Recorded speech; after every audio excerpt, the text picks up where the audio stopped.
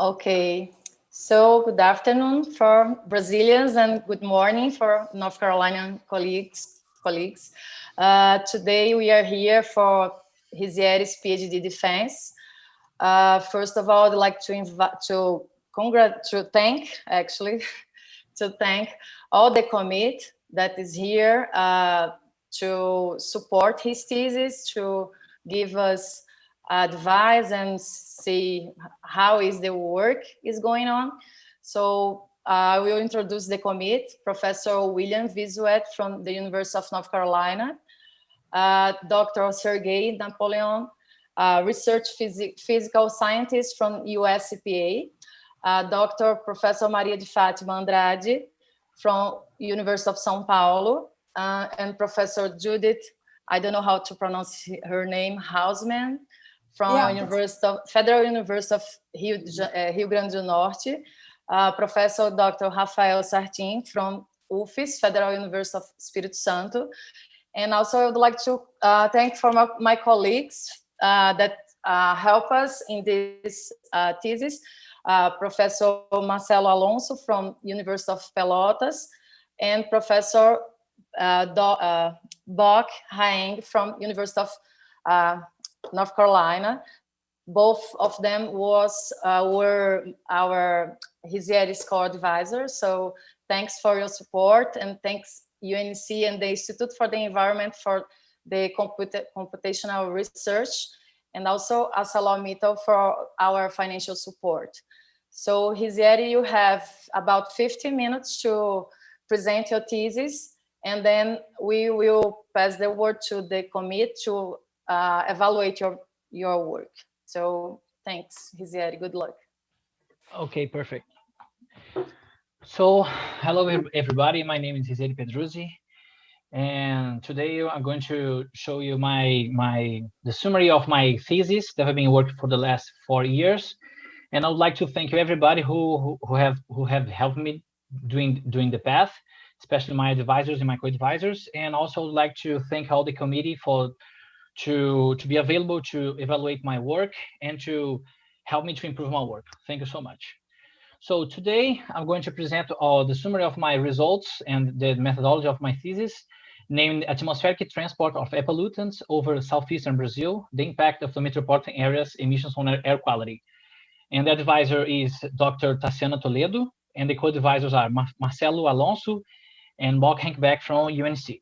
So let's start. So my work is just in summary, is split in introduction, objectives, methodology, results in discussion, conclusions, and acknowledgements. So to start, I want to show you especially the area of interest, which is the Southeastern Brazil. Why the Southeastern Brazil? The area is an important area for Brazil because the gross domestic product is around 55% from the country, 8 million inhabitants, 85% of urbanization rate, and 55% of national vehicle fleet. And the Southeastern Brazil comprehends 4 states: Minas Gerais, Espírito Santo, Rio de Janeiro, and São Paulo. And each state there is a metropolitan area at the capital of each state: Belo Horizonte, Espírito Santo, Rio de Janeiro, and São Paulo. And these areas from the past years have been suffered for like a huge urbanization. A lot of industries have like settled in those, especially over the metropolitan areas, and a lot of industries, a lot of vehicle emissions, and during the time, they increase the air pollutant emissions, which have like provoked like impact on air quality, increase the air pollutant concentrations. But during the past years, the primary pollutants have decreased the concentration, but even those secondary pollutants like PM2.5 and ozone did not have the same decrease, which bring like these two pollutants as a highlight, especially to the policymakers and Environmental Protection Agency, because looking at the average of these pollutants, you can see they are way above of the World Organization Health Organization guidelines, who in 2006 released this guideline showing the minimal concentration who has less effects on the hazardous effects on the health. And even though if you look at the observed concentration in the metropolitan areas like São Paulo, Rio, Belo Horizonte, and Vitória, we see higher concentrations also for like short-term average, long-term, and also for ozone. And in 2018, 20 years later after the first national air quality standard for Brazil, the Council of Brazil released a new air quality standard trying to reach the WHO guidelines, and with like intermediate goals, and the final goal is to reach the World Health Organization concentrations to these air pollutants. Even though the actual concentration it's far from the World Health Organization guideline. Additionally, the Economic 491 of 2018, they said to all the states to develop their own emission reductions plan. So they say, all right, please develop your own methodology, your own way to reduce your emissions, trying to bring down all the pollutant concentration. Even though they separate this and they assign this task for each state. So each one is going to try to look by to the local emissions, which means they are going to see, all right, what am I emitting? How is my situation right now? And how am I going to manage it? But even though we know that to manage it as a separate area, it's not quite simple, especially because of the long-range transport of air pollutants. As we can see here from this like video from NASA, we see all these on red are dust, blue are marine aerosols, green are organic and black carbon, and white are sulfate. So this simulation from NASA shows exactly the point, which is the air pollutants can travel long distance. For example, Africa can reach like South America, and if we can think like from emissions from Africa can reach South America, definitely the emissions from these 4 metropolitan areas can reach each other. So which said that the air quality manager is not only focused in a single area, but it's probably is better to see as a broad point of view. And the long range transport have been highlighted and evaluated from different areas, different countries in different areas in the world. For example, in United States, North America, they already found that you found this long range transport. Also in Europe, Japan and South Korea, Taiwan and parts of China. And all these works have been like noticed that the part of their local concentrations are assigned to other countries' emissions or long range transport pollutants. For example, different countries or different regions affecting each other and affecting the local emission. In some cases, for example, in some areas in Japan, 50% was from emissions coming from China, for example. Look at the South America. A lot of research has been studying the air pollution across the country, and especially over the southeastern Brazil, especially focusing in São Paulo, Rio, and Espírito Santo. Even though they have pointed out how the emissions, for example, fires can reach like different areas of the southeastern Brazil, or even though they try to provide a different social portion method or trying to track all those emissions, but but one lack of this was to understand how the 4 metropolitan areas inside the southeastern interact with each other. Andrade et al. Have like developed like a study more focused also in southeastern Brazil, covering all the 4 metropolitan areas, but into a smaller area. And even though this one more focusing in forecasting, and so there is still this lack of this to understand the interaction between the 4 metropolitan areas, which is the current study. So our hypotheses are the metropolitan area emissions interact with each other because of long-range transport of air pollutants. the pollutants concentration over metropolitan areas are coming from regions, for other regions and emission sources. And the air pollution over southeastern Brazil is more a regional problem, it's not on a local problem.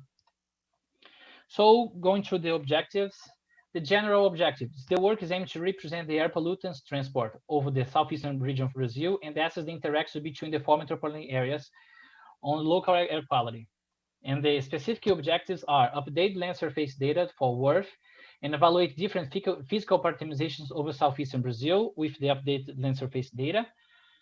Assess and describe the emission source of southeastern and evaluate the interaction between the four metropolitan areas emissions in Brazil and quantify the metropolitan areas responsibility on O3 and PM2.5 species concentration. So going to the methodology. So we trying to apply the WRF smoke CMAC system to evaluate all the steps, especially the methodology with WRF emissions with smoke and CMAC air quality modeling, and using the integrated source apportionment method to do the tracking and the source apportionments of all the emissions. And in this, like to start, I'm going to start with the methodology with WRF version 4.13. And just to summarize, the period that we studied was August to October 2015, with one domain with 9 kilometers of grid spacing, and we're using GEDAS as input with 0.25 degrees of resolution, around 25 kilometers more or less, 41 vertical layers. And we have tested 37 different optimizations to trying to reach and to apply the best optimizations over the region using this grid resolution. We update the land surface data, especially because the past studies have been highlighted how that there was some discrepancies. There are some differences between the default on WRF and the reality in Brazil. We update that. And we also did the evaluation according to Emery et al. 2001 and McNally 2009. And the final configuration was microphysics. This was the configuration that we assigned was the last one that we're applying to the subsequential steps. So here I'm showing you the difference between the two, the land surface data, especially the land use and the cover on the left. Is the default from MODIS from inside the WRF. On the right are the updated one who was developed based on the MAP biomas, which is a national high resolution classification of land use and cover in Brazil, who has developed like a time series of the land cover over the country. And we decided to use the land use and cover data of 2015. To develop our own classification to match the WRF. And as example for the discrepancies between the two, this is the census area in the country. So here in the default, it's assigned as water. Most of the area is water, and here as in the updated one, you can see the real one, which is like cover of as urban area, which is the correct land use and land cover characteristics of the area. So moving forward to the emissions, aiming to apply, it's kind of hard to, especially the size, the domain that we are using, to have all the emissions, especially because we don't have like a national emissions inventory for Brazil. So this means that we need to rely on the global emissions inventory, and only few areas in the country has this local emissions inventory. But even though, since the area is too big, and to mix the two, we're going to input another source of like error, like which one is wrong, like the global or the local emissions inventory. So we decided to use only EDGAR HTAP version 2, all the sectors: aircraft, ships, energy, industry, transport, residential, and agriculture, to apply in air quality modeling. So and do not use the local emission inventory right now, just to access only the EDGAR HTAP. Additionally, we use the fire emissions from FIN 1.5 and the biogenic emissions from Megan 3.1, all input in smoke version 4.7. And we're using temporal profile and chemical specification to all these emission sources. So just to summarize, all the input data from Edgar EDTAP, which is a binary format, was inserted in Smoke, who has the capability to process this NetCDF data. Fin emissions was processed as daily emissions as a text file, also inserted in Smoke. And all the temporal and chemical profiles were especially the chemical speciation was adopted from EPA 2011. And the temporal profile was a mix of the EPA 2011 database and all the information from local information like electricity consumption, agriculture production, and industry production to develop the temporal profiles, all inserted in Smoke and generate the gridded emissions to apply on CMAQ in air quality modeling. So this is the methodology for biogenic emissions. So first, when you it's also another challenge to produce these biogenic emissions, because usually the model and the high resolution data are available to North America. And usually Megan works with 46 8x8 like leaf area index data. And for South America, they only have like monthly data leaf area index.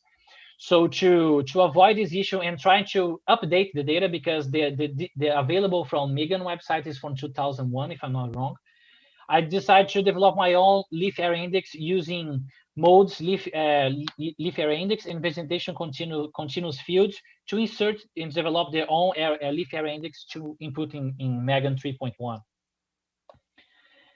And then to go into air quality modeling, we use CMAQ version 5.3.2 with integrated source apportionment method, which is the CMAQ ISAN. Using the same period, August to October 2015, the chemical mechanism was CB6 IRO7.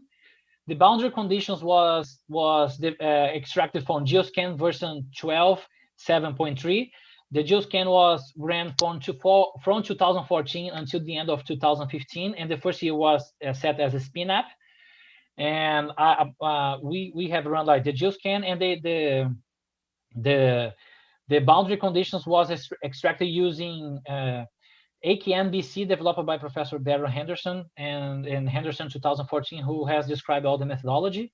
And for air quality modeling, we have applied 10 days of spin-up. And then we decided to track the emissions for the 4 metropolitan areas, from metropolitan areas, metropolitan area of Belo Horizonte, metropolitan area of Rio, Vitória, and metropolitan area of São Paulo. The further distance between the 4 are from Vitória to São Paulo, which is around 750 kilometers in a straight line.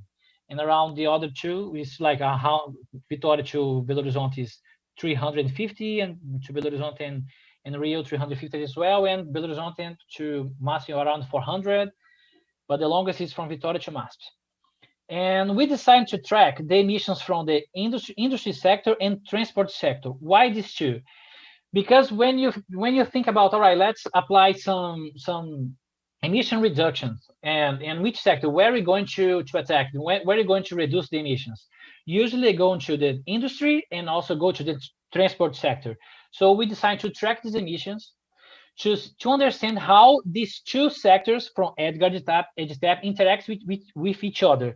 So the goal is to understand how the industry emissions for Belo Horizonte, for example, is going to reach São Paulo, how much this industry or transport sector from Rio going to affect São Paulo or Vitória. So tracking these two, we can like say how much is the effect of these two sectors in all 4 metropolitan areas. And we decided to track ozone, elemental carbon, organic carbon, and PM2.5 ions. And with this simulation, the CMAQ ISAN, it's generated more than 700 variables to be evaluated.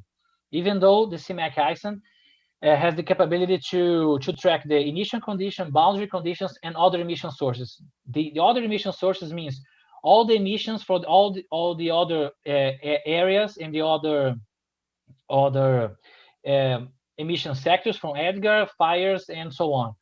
And we also decided to track the fire emissions, since fire emissions are like a critical source of pollutants in Brazil, as like recently, it was all around the news how the fire emissions was like so bad in Brazil. So we decided to track these fire emissions as well. So let's start with results and discussion. So let's start with methodology. First, I'm showing just the results of the final case we after all the 37 parameterization tests, and here I'm bringing you all the benchmarks, and for temperature and humidity. The gray area in the box plots represents the benchmarks according Emery 2001 and McNally 2009 for the complex terrain. So all the part of the box plot inside of the gray area means that all the meteorology stations inside of this gray area reach the benchmark. And there are around 170 monitoring stations, but not all of them monitors all the variables. Even though for temperature and for humidity, we can see a good agreement with the modeled and a good agreement with observational data. As you can see, more than 50% of the monitoring stations are inside of the shaded area, which means like which indicates a good agreement and a good model results. Even though there are some outliers which the model could not capture, which usually are located like sometimes they do not capture very well all these some monitoring stations. And this is the diurnal cycle for temperature and the humidity for the monthly, and these are the average of all monitoring stations, and the red and the blue are the modeled results. As you can see here, there are some like on average slight underestimation of the temperature across the months, and also a small underestimation of the humidity, especially during the day. But even though the model could capture all the cycle and also especially the variation daily variation across the monitoring stations. So moving to the wind speed, wind direction, which is known to be like hard one to be captured by the model, even though we have like especially a good agreement with wind speed, which like a critical, this is like critical for and play a key role on the air quality modeling. Even though especially the wind direction, as you can see here on the bias, we see around 50% of the monitoring stations across the model domain reach the benchmark, which is a really good agreement, because of these variables is pretty hard to capture. And going to the diurnal cycle for wind speed by monthly diurnal cycle, we also received like good agreement. And but even though we have like a small bias, especially during the night on August, and a small bias, like positive bias to September and October, but even though the model could capture the variation, especially the variation of the wind speed. And as we can see from wind rows, we see also this is the aggregation of all observation from the all monitoring stations across the model domain. As we can see, we see a good agreement between the two models, especially from winds coming from the first and the second quadrant of the wind rows. As we can see here, more winds coming from north to northeast and to southeast winds. So moving to emissions. So here I'm presenting all the emissions from the Edgar type, fire emissions, and biogenic. As we can see, the Edgar type and the fire emissions, these are the monthly average. As we can see here, the Edgar, especially for PM 2.5, has almost the same amount of particles emissions as the Edgar type, which is like a great amount. So this shows how the fire emissions are like important to the country. Even though this is the monthly aggregation, so the fires are kind of like sometimes sparse and they're not constant. So, but even though a monthly total, it's comparable as the anthropogenic emissions. Nitrate emissions are like dominate, especially for the Edgar, because of the agriculture sector has like a lot of like emission of nitrates. Sulfate also have, especially from the industry and power plants across the country. And from VOC and NOx, we can see the biogenic emissions has like a very like a remarkable emission, especially for VOC. And as I'm going to show later how these biogenic emissions are distributed, especially of the areas with high leaf area index. And CO, as we can see, anthropogenic and fire emissions have like a comparable, almost the same amount. And these emissions here are the sum of the entire module domain. It's not only located at the metropolitan areas. It's all the sum of all module domain emissions. So here I'm showing you all the aggregation of all sectors of educated type emissions, just to see how the emissions are distributed across the module domain. These are PM10, PM2.5, VOC, CO, SO2, and NOx for all sectors. We can see like for SO2, especially emissions from the vessels and ships, and especially we can observe higher emissions over the metropolitan areas, like for São Paulo, Rio, Belo Horizonte, and Vitória here. So especially over like São Paulo have like high emissions located at over these areas. This is provoked especially because of the Edgar EduTap distributed the methodology of Edgar EduTap and how they distribute the emissions, especially over the urban area. So here are the biogenic emissions across the module domain. As you can see, the areas with higher leaf area index, especially this part, have higher emissions of biogenic emissions, especially for VOC. This is no VOC. And here are São Paulo with like less emissions. São Paulo, Rio, Vitória, and Belo Horizonte is around here. So the metropolitan areas have had less biogenic emissions, especially because they have like less trees, which means less VOC. And the fire hotspots, here I bring you all the hotspots from August, September, and October. And on the right here are the INPE hotspots, which are INPE is the National Institute of Spatial Research, and they have like the standard satellite, which is MODIS. So I just grab all the hotspots from these satellites to compare with FIN, and as we can see here, we can see a similar pattern of the hotspots on fires. So let's go to air quality modeling performance. Here I'm going to start with ozone, and then we have the debugger plot who from Emery et al. 2017, who have like suggested some benchmarks for PM2.5 and ozone. And here I bring all the benchmarks for ozone, which has like the goal, which like the best results as we can expect or quality model, the criteria, which is like good agreement, but even though we need like to take a look at the emissions, and weak performance, which means that the quality model needs a great review to all the emissions and meteorological conditions. So the interesting part is to all the monitoring stations being inside of these two lines, especially in the goal. But even though from ozone, we can see most of the monitoring stations reach like the criteria, and not as much as them reach the goal zone, as we can see on the Google plot. Even though around 19% of the stations reach the benchmark of criteria, 20 of normalized mean bias, 23 normalized mean error, and 31% reach the correlation factor on the good, at least a good performance for ozone. Even though we see like some errors, especially from the Rio de Janeiro monitoring stations, as you can see here, especially with areas with low ozone concentrations. We have observed that the CMAC model and all the emissions have like better performance over the high ozone concentration areas, as we can see, especially for São Paulo here, and some areas from Rio and Minas Gerais as well. Moving to PM10, we can see like a slight better agreement with PM10,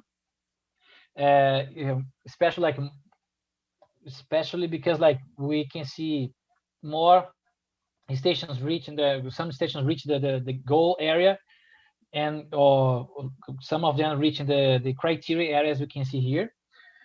But even though there are some areas, especially for Minas Gerais, we could see a underestimation of all the emission of PM2, PM10, as we can see here.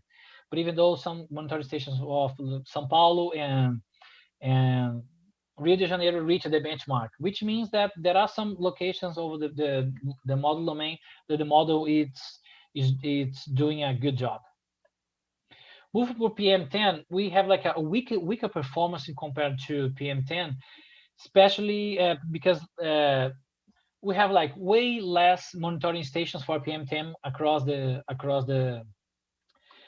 model domain. As you can see, we only have 40 PM2.5 monitoring stations, summing up all the automatic and manual monitoring stations.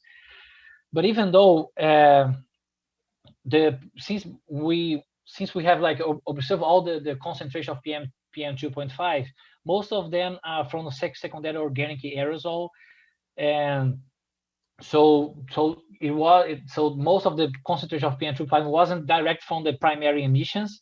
So which means that we have like some issues over the chemical speciation of our emissions, and which needs improvement. Even though we could see some monitoring stations reaching at least the criteria zone, as we can see here, especially both for this is normalized mean error, as we can see two of the monitoring stations of Espírito Santo reach the criteria, some of São Paulo, and one of Minas Gerais. Even though looking at these results, we could say, all right, the model performance wasn't that good, but even though we could see that all the models, like all the emissions combined together, since we use like a global emissions model, not like very specific ones, and to apply to this scale and compare like a grid of 9 kilometers with like a one single point, which is the monitoring station, it's pretty hard to capture. So all this work and since that rely, especially in the global emissions model, it is challenging for like the researchers in Brazil, because we need to do all the steps since meteorology until the air quality modeling, which require a lot of like resources and also like time to develop and to adapt all the steps to apply over Brazil.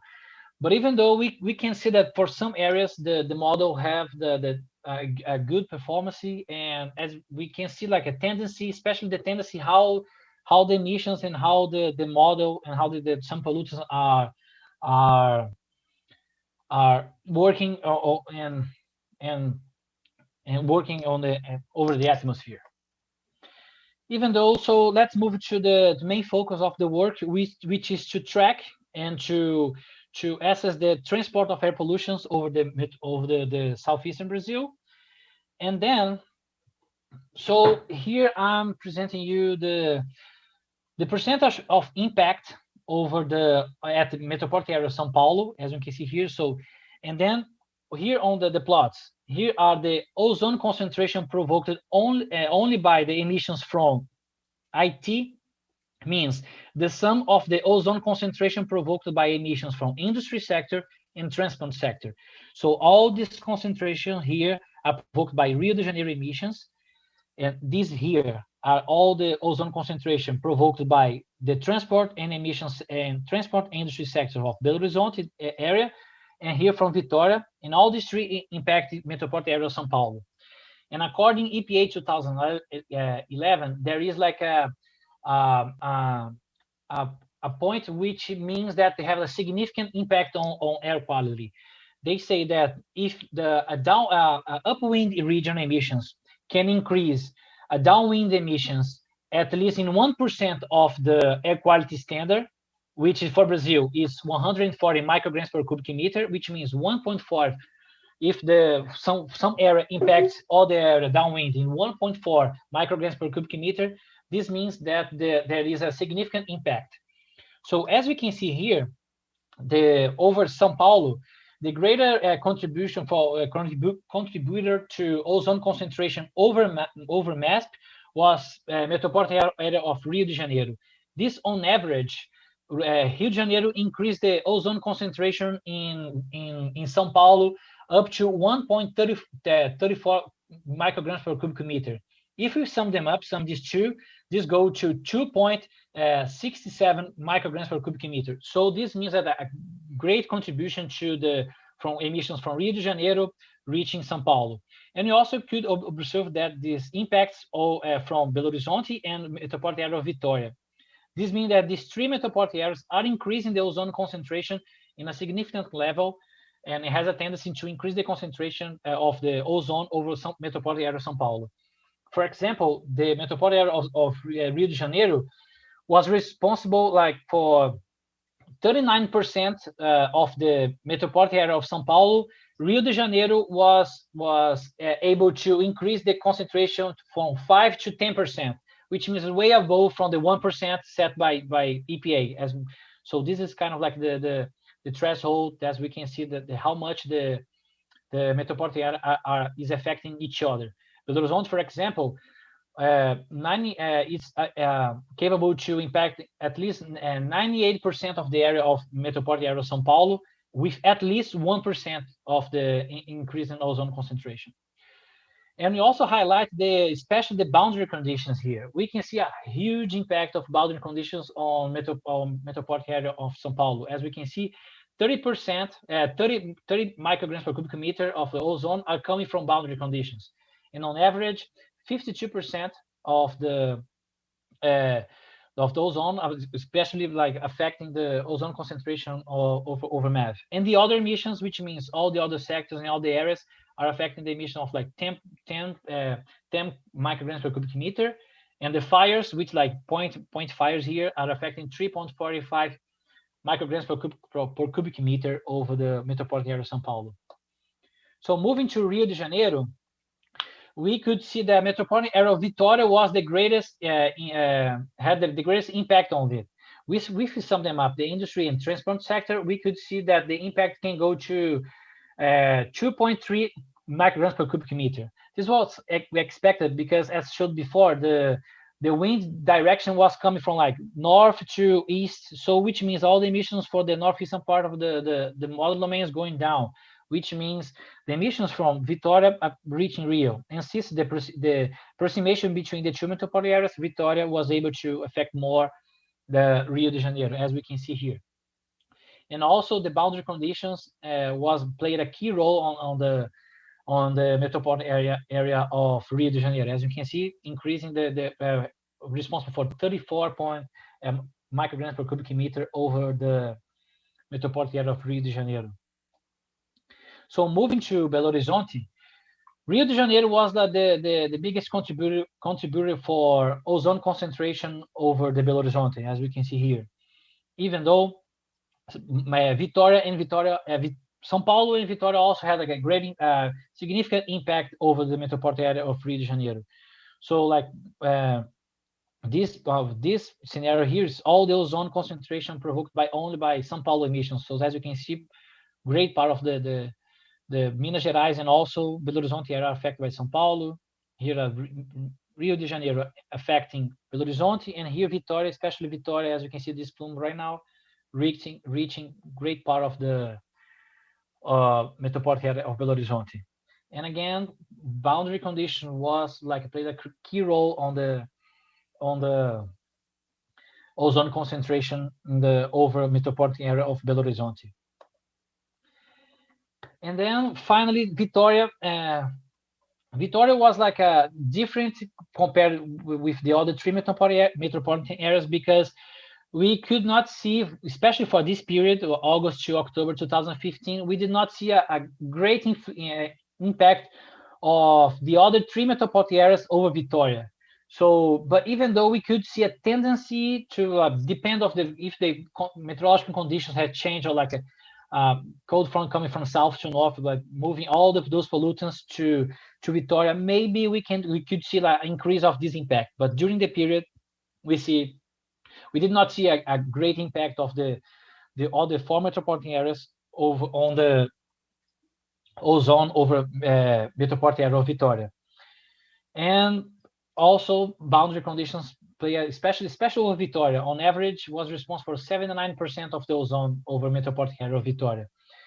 Even though we can see like a small, as we can see here, a small impact of all the metropolitan areas over Victoria. So moving to PM 2.5. PM 2.5 was kind of like a difference, if we can, different than ozone, because we track all, especially the primary sources like primary elemental carbon, primary organic carbon are other, which means all the particle matters with unspeciated, and we have the soil, all the crustal, which we can see the emissions from the Earth surface, and also for some anthropogenic emissions. So I aggregated them because there are some studies over Brazil who have highlighted the soil impact over the PM 2.5 concentration. But even though we could not say since the EMBRE 2011 set like EPA 2011 set this 1% of air quality standard, we could not access and have like this to emphasize how much was the contribution, because since these are only, is not all total PM 2.5, it's only some species, so we could not say compare with the air quality standard.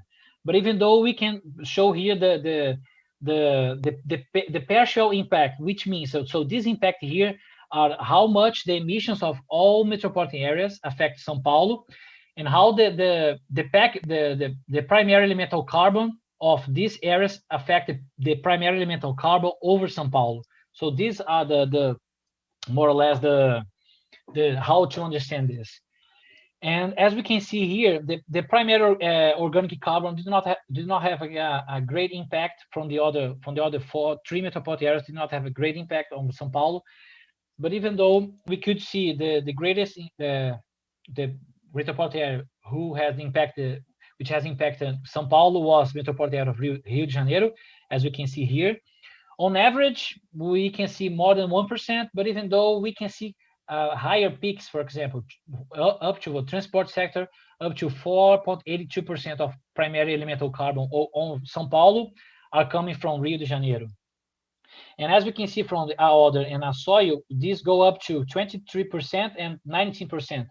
This means that some particles and from soil and for particles from other, up to 23% of these particles over São Paulo are coming from Rio de Janeiro, for example. And we also see like the other emission sources is also expected to have like a great impact on the this particular matter over metropolitan area of São Paulo. Since you cannot say the impact was huge or not based comparing with like EPA document and 1%, even though we can say that we have like a tendency to see this impact.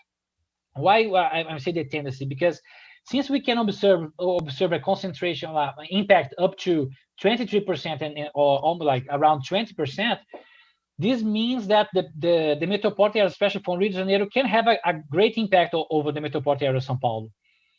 So, and especially because of the wind pattern. So probably you can see the tendency of the interaction between them, especially from Rio de Janeiro, affecting metropolitan area of São Paulo. Moving to metropolitan area of Rio de Janeiro. I forgot to explain. This is the PM 2.5 total concentration across all the modeling domain. So as we can see here, all this like concentration from Rio, São Paulo, Belo Horizonte, and metropolitan area of Vitória here. And similar to ozone, the PM 2.5 species, from metropolitan area of Vitória, had the greatest impact over the metropolitan area of Rio de Janeiro, not only because of the proximity between the two metropolitan areas, but also because of the wind pattern blowing from north to east, blowing most of the pollutants to the east and south, as we can see by the dispersed scenario. Even though we can see like up to 4.4 for other pollutants or other particles, we can see up to 4.40% of impact. Even though other emission sources have like a great impact on the primary particles, and boundary conditions also had a great impact. As you can see on the maximum, we can see 30% of the primary elemental carbon are coming from boundary conditions, for example, and 96% are coming from also by the boundary conditions. If we go to metropolitan area of São Paulo, Rio de Janeiro was responsible for that, for the most impact of it. And we keep, especially for the wind pattern and the high emissions of this part of the metropolitan area of Rio de Janeiro because of the industry sector emissions and power plants across the area. And going to metropolitan area of Vitória, we did not see a great impact of the metropolitan areas, all the three metropolitan areas over Mavi. So we could see more impact of the other emission sources and also the boundary conditions over the metropolitan area of Vitória. But even though in different conditions, different situations, maybe we would see for a specific period, maybe this impact probably is going to be higher, even though we did like to evaluate different periods. So after all, let's go to the conclusions. So we could see that the update of the land surface data using like a map biomas, which is like a national product, improved the land surface data classification over the country, and which helped to the worth model to have like a good agreement with the 9 kilometers horizontal grid spacing. And we could see that industry and transport sector from age tap was the most expressive as expected, but fire and biogenic emissions also had a significant share of the total emissions, as we could see by the results. Ozone modeling performance was better for stations with higher average concentration, and we have like a better agreement, better modeling performance than PM10 and PM2.5. PM10 and PM2.5 probably the PM10 performance was better than PM2.5, probably due to the chemical speciation, which also affected the ISON results because the primary PM2.5 did not have a significant impact considering all the mass concentration of PM2.5. The ISON results revealed that the four metropolitan areas of São Paulo, Rio, Belo Horizonte, and Vitória interact with each other, which means that the emission of these four areas has the ability to reach all the other four metropolitan areas. Although metropolitan area of Vitória impacted the other metropolitan areas, it was a majority affected by the boundary conditions and other emissions across the model domain. And also boundary conditions has significant impact on PM2.5 emissions and also ozone. So, and then the WRF and smoke and CMAC system using edge grid tap demonstrated to be a powerful tool for air quality management. Because as I said before, since it's pretty hard to have like a national emission inventory and to have like a huge team working all the emissions and working on methodology, it's pretty hard because we need to do all the steps, since like the compilation of the models until all the model evaluation and plots and so on. So this is challenging for us, which means that we need to rely on for example, for a global emissions as edge grid tap. Even though we could see the tendency in how the pollutants concentrations flows and disperse across the model and domain. So we could see the tendency in how they affect each other. So this means that we can use as a powerful tool to air quality management, because you could see the tendency how the pollutants go and how they interact with each other. So that help the policymakers and environmental protection agency to see this result, to say, okay, this is not only a local issue. We need to see as like a broad picture and trying to understand and to communicate between all the four states, not only the state, like across the country, as a regional air quality management, to develop a control strategy, not local, but also a regional one. And that's it. So for future works, the recommendations are review the horizontal and vertical distribution of EDGAR step, update the chemical profiles for all emission sectors of EDGAR, combine the available local emissions inventory with EDGAR step, improve the chemical speciation and temporal allocation of fire emissions, assess the impact of fire emissions over the metropolitan areas, and investigate why ozone is so sensitive to boundary conditions over the country. So after all, I would like to thank you everybody for your time to evaluate my work. Everybody who was like watching my presentation. I would like to thank like UNC for for the computational resources and to accept me as a visiting scholar. GEPAMA, which the Tassiana's group, which have been like Tassiana, especially Tassiana, who has been working with me like for a long time and put like the trust on me. FMG and CAPS for support and financial support, and also ArcelorMittal for the help of the funding, especially the resources for the GEPAMA group. And also would like to thank you everybody for watching, and that's it. Thank you so much. Thank you, Rizzieri. You made it in 50 minutes. Now I would like to expose how we're gonna work today. I would like to ask for the 2 members outside of the country to speak about 40 minutes, and the other has have about 20 minutes. So in this way, I think we can finish until 5. We hope. So Rizzieri, maybe can you stop to share your screen? Perfect. Yeah. So I would like to invite to start Dr. Sergey. How can I pronounce your name, by the way? Sergey Napalenik. That's fine. Napaleno. Yeah. Dr. Sergey is a physical scientist in US CPA, National Exposure Research Laboratory. He develops and works with photochemical air quality models, and he's one of the developers from CMYK-ISAN. So it's our pleasure to have you here in Rizzieri's commit, and feel free to make your comments and suggestions. Thank you. Yeah, thank you. That was a great presentation. There's definitely a lot of work that went into this.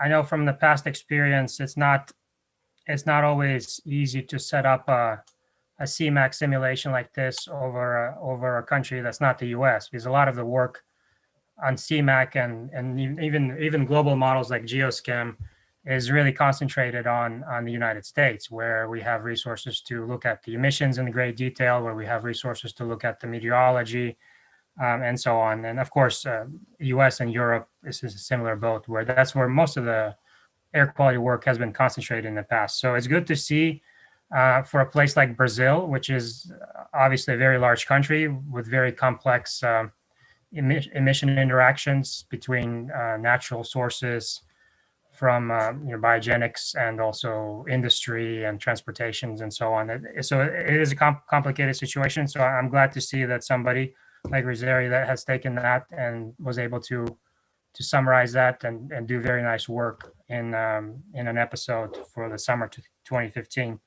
I don't really need 40 minutes to make comments about this, so I'll be brief. So yeah, I'm glad to see you set this up. I think it'll be useful for future studies, because you have done a lot of work, especially in refining the land use as inputs for meteorology itself, looking at emissions and what and all of that can be translated to future simulations over the same domain, which is great to see. I was I guess not really surprised, but it was confirmed to see there was a lot of biogenic emissions in Brazil, which does make sense. Maybe I wanted to see more of an investigation on how those biogenic emissions, particularly in the southern part of your domain, were influencing the concentrations of things like ozone. So, it wasn't clear from reading through your thesis you sent out and from your presentation what is the kind of the chemical regimes in the country that produced ozone. Is it limited by local NOx emissions or regional NOx emissions, or is it because there is so much biogenics there? I'm not really sure on the scale that you're looking at. Also, for the PM portion, I guess it was surprising to see that the primary organic carbon concentrations or contributions were so low. I was going to ask about that. that may be the answer. That may be the correct the behavior you're modeling, or else perhaps there's some settings in the model that I was maybe going to clarify about. So let me ask you now: did you use the non-volatile version of the CMAC organics for primary, or was it the volatile mechanism? I used the CB607 with the standard one. Right, CB607 is the standard one, but for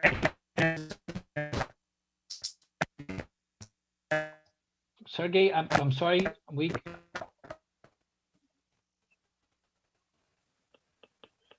I'm back. Okay, okay. Now we can hear you. Okay, so that's some technology failure here. Yeah, so a CB6 is the default mechanism, and there's a good fine one to use. But for any mechanism, you can set it up to specify your emissions as being volatile or non-volatile. And I think it looks to me like perhaps you did a setting that made it non-volatile, but you were showing the primary part, which should be low in that case. So that might be something to check. I didn't really have any other questions. Probably I did not set that on to be the volatile, because I used the standard one. I couldn't like go deeper inside of the chemical mechanism to see which one is the best, trying to evaluate the different ones. Right. Yeah.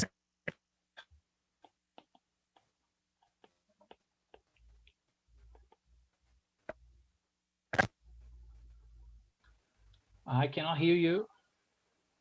Am I back? I'm not sure. Okay. Maybe I'm back now. Okay. This is our great U.S. government technology that we're using here. Anyways, for the future, if you wanted to investigate this issue further, there is a control file in your build directory of CMAC. It's called emis _ then your mechanism name. Inside of that, you can edit the emission fraction or emission rules and where they go, and you can use that file to set up your model as a non-volatile primary.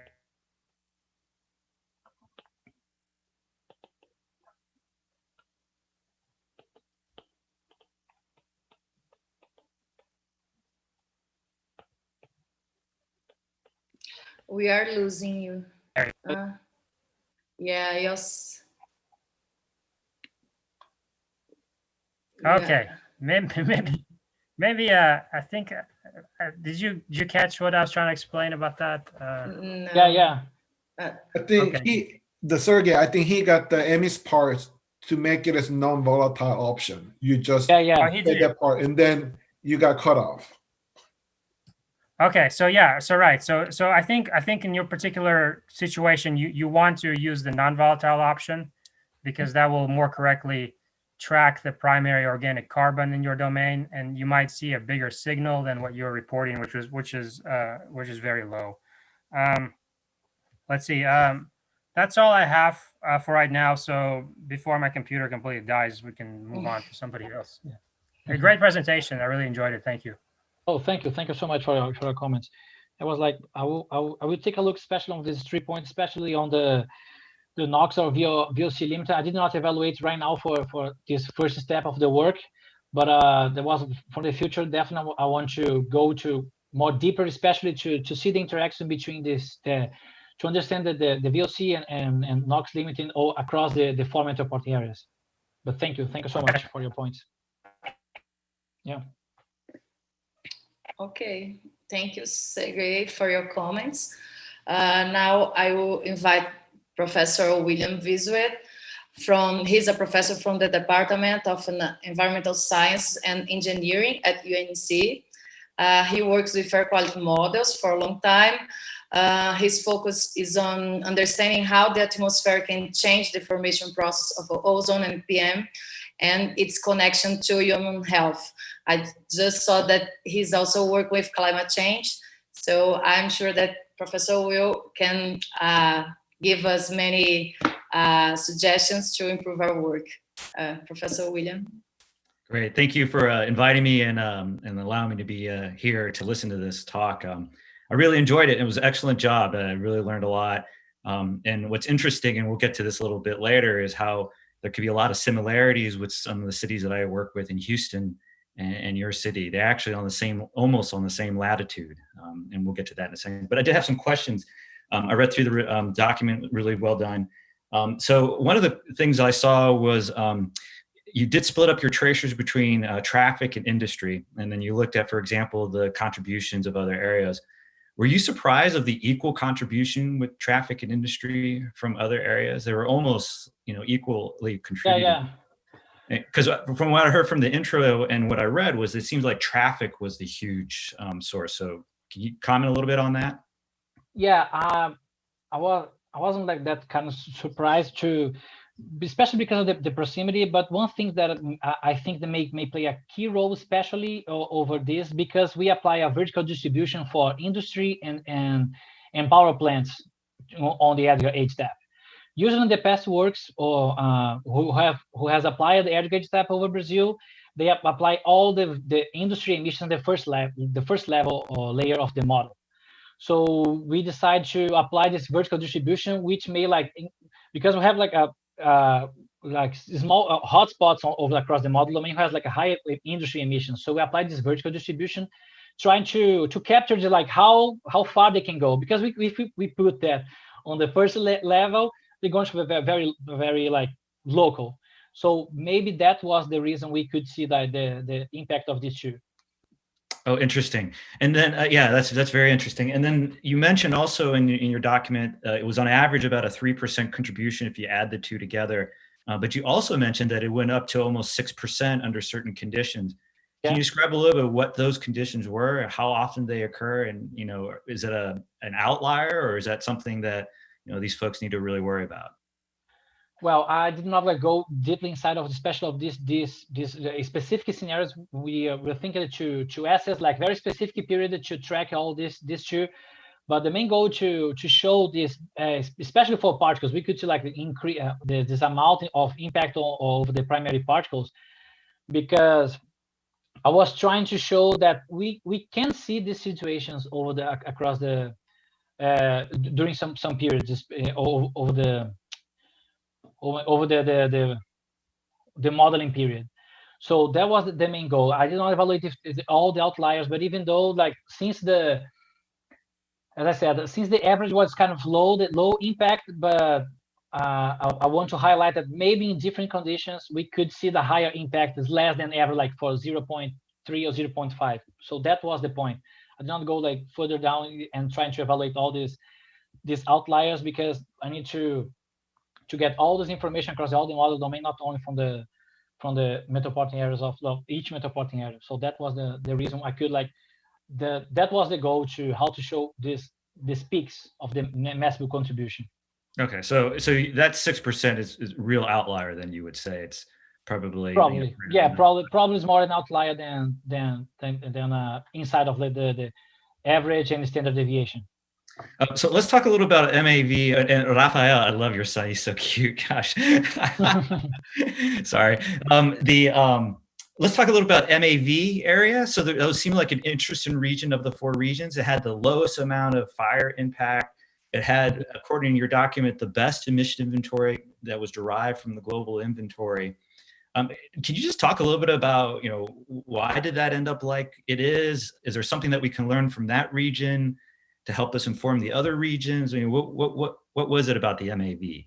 Well, MAV, it's kind of an interesting area. I studied MAV during my master's, and also we studied ozone. And during my master's, we also could see this, the boundary condition has a huge impact over the area.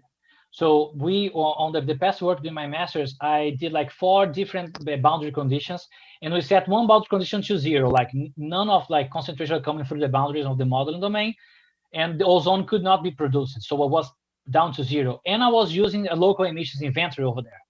So that was, wow, so that's interesting. So that's the reason I decided to increase the model domain to see how it works across the to say the timeline. So understand how things work across the southeastern Brazil.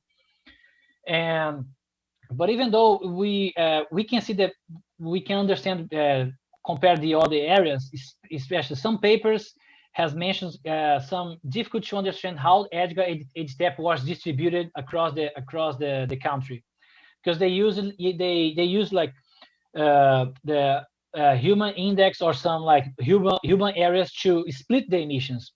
So since São Paulo is a high density area compared to Vitória, it's like much bigger. So most of the emissions are allocated over São Paulo and over Rio, because they are the biggest metropolitan areas of Brazil. So maybe this is one like the thing that we need to review from the next works, especially how the edge guide step are distributing the emissions and trying to better distribute across the metropolitan areas, which like we compare with like MIV.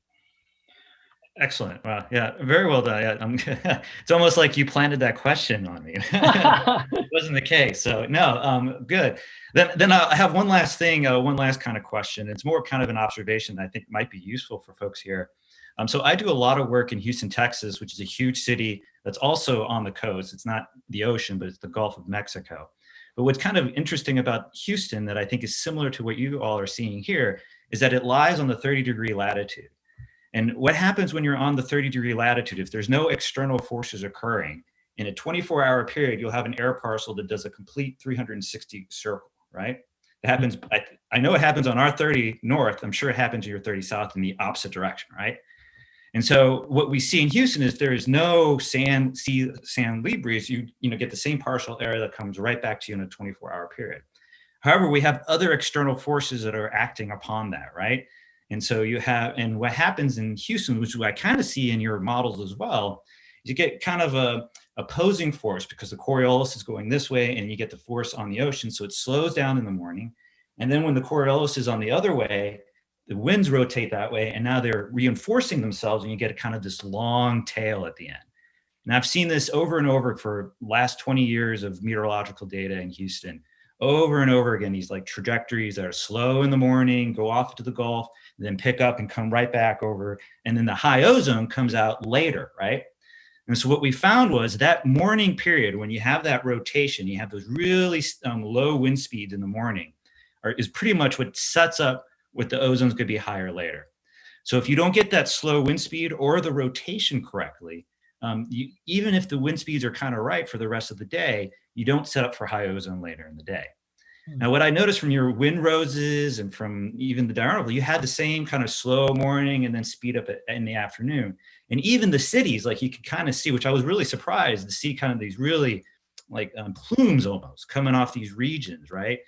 Which is kind of surprising. Usually we see kind of larger plumes, right? And so when I read in there that you said the Met performance was really well, but then I looked specifically in the morning. If you pull up your diurnal plot, you'll see that the WRF is over predicting those morning hours, right?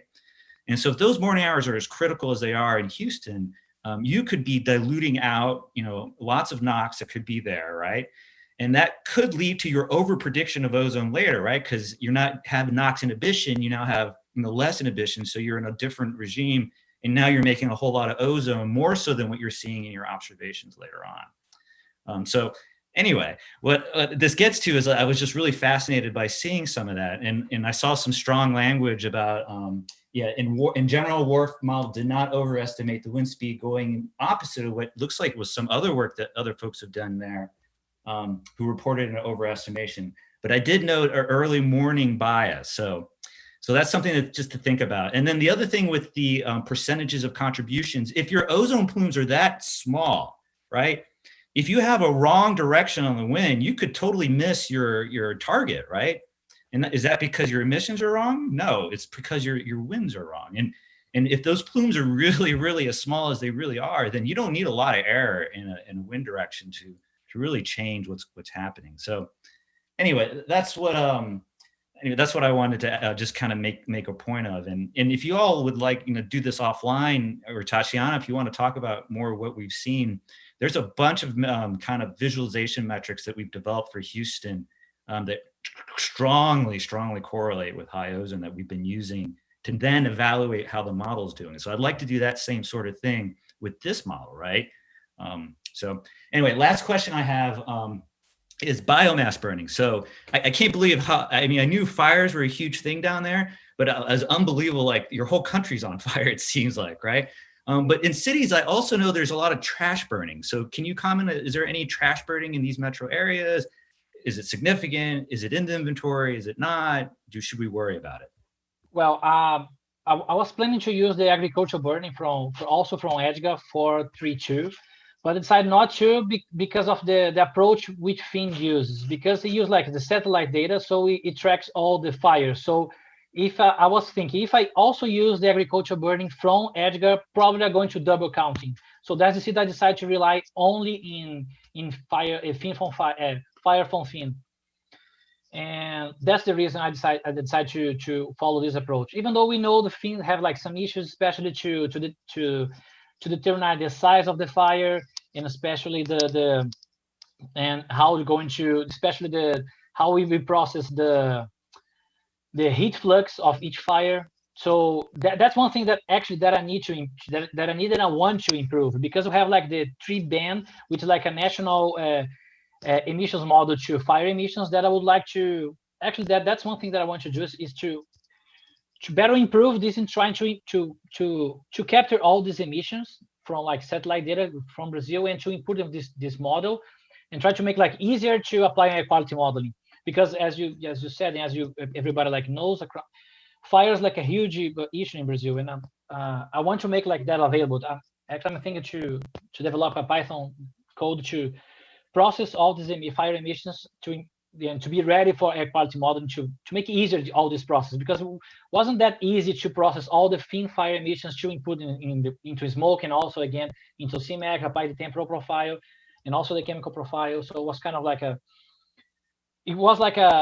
hard task to accomplish. But even though I want to continue to, especially to improve the fire emissions. Well, that's great. So then there are no trash burning? Is there no trash burning in your inventory? No, I didn't go after this trash burning. I just rely on the Fin fire emissions from Fin. Right. And I just don't know. I mean, is trash burning considered an important emission source in these regions, or? I don't have this information right away to tell you, to be honest. Okay. Yeah, I think it's important, but I don't know how about the amount, like if it's going to be significant for like a regional scale, but local for sure. For sure, yeah. Well, that could also be a NOx source that you might be missing, right? If you know, that could help. And speaking of this, have you done anything with, I know you've done a lot, and don't get me wrong, I'm just kind of picking on you on the edges here. I think you've done a significant amount of work. I have no problem with your thesis. I'm just doing this more out of curiosity than anything else. So have you all done any satellite evaluations of the inventory for NOx? No, I did not do that. That was one thing that I was aiming to do, but the issue was all the monitoring stations data that I'm presenting, all the comparison that I've made, I had to, because we have like we don't have like going to a national environmental protection agency, we can download that data, it's already filtered. So I had to go after all the monitoring environmental protection agency, download the data. I have to check the outliers, check the time series, check the units, check like everything. So I need so that take a while. So I need to develop a Python code trying to filter everything. So it was like a lot of work, and that's only for 2015. So since I spent too much time a lot of effort to process, like I said, I had to do all the steps since the installation of the computer, and then so it was pretty hard. I was aiming to do this to process all the satellite data, but since the benchmarks I compare with observational data at monitoring sites, I decided to put more effort to extract all this data to have good quality monitoring observation data, then go to satellite data. But that's a good point that I want to work in the future, to be honest. Let me chime in a little bit, Will, what you said earlier about the emissions, right? The ozone, in the daily cycle of ozone. The main problem that I'm seeing in this work is emissions, because it does use a global Edgar inventory data, and the discrete 10-sector emissions that he used is all aggregated. And the only thing you can do is using one temporal profile to allocate these NOx emissions from the various different sources, which has a different pattern. So what he has a limitation is the reason I'm seeing his work has so much of the CMAQ performance is so low on a lower concentration, although measurement seems to be higher, but it doesn't capture that, is because allocation of the right amount of emissions is just poorly represented. And I think the problem that you're seeing is that ozone returning in the 24-hour cycle. It maybe there's enough NOx could appear, but it does not capturing in his work because there's no way of reconcile those differences. Yeah. I mean, one thing you could look at is overnight ozone predicted versus observed ozone, right? Right. If there is enough NOx around in the observations, it should eat away all the ozone. Your ozone should go to zero, right? So, I mean, that's one way to kind of see if your model is have similar levels of NOx with observations. But that's very interesting. I think future work. I mean, there's this really interesting platform that you've developed. I think there's a lot that can be done because of this. So I think this is a meaningful contribution. So thanks, BH. I appreciate that insight. Sorry, that's all I have, Tatiana. So you can move on. Thank you. Yeah, thank you so much. Sorry. Thanks, Professor William, for your comments. And about the satellite data, we have a student, he's doing PhD, work with satellite data, and maybe he can take advantage of your comment and go deep into detail about that. So now, yes. And yes, about your comment about, let's talk about his result and see how we can use your benchmark data from Houston. I think it's going to improve a lot. We have another professor that is watching us, Professor Edmilson Freitas, has a project with Petrobras and Professor Maria de Fatima. So he was talking to me that maybe you guys can contribute to each other with this project that have some similarities. So later we can talk. Okay. Great idea. So, yeah. Now I will invite Professor Judith from the Federal University of Rio Grande do Norte. Judith is from Atmospheric Science Department and work with satellite data also, right, Judith? Also, yes. And air quality models. So please, Judith, feel free to make your comments. And now I think we don't have rush, so you can take your time. Okay, thank you, Tatiana. First of all, thank you for inviting me to Rizzieri's examination board. It's a pleasure to be here with you. I was quite impressed by the comprehensive work that you did, Rizzieri. I think it's quite impressive, the amount of all the input data that you evaluated. And I think we could easily make like 3 theses out of this. So I think it's you did a lot of work. It's quite impressive. So congratulations for that, first of all. And of course, you know, when we actively work in the same area, we always have a lot of questions that come up, and I will not ask them all because then I will take too long, even if Tatiana says that I have a lot of time. So, Rizzieri, so I will make some questions. I also have specific comments on the text. So if you like, then later maybe we can talk in the next days also, and I can give you some feedback maybe on the text. I think there is an expression in Portuguese that we say there are ways there where you can sell your fish better. Perfect. I would love to do that. Yeah, so it means you can. I think there are ways you are being too hard on yourself and the great work you did, you know. And I think you can put it in a more positive context, you know. And I think we could talk about that and about other things. But for now, I have some questions and comments.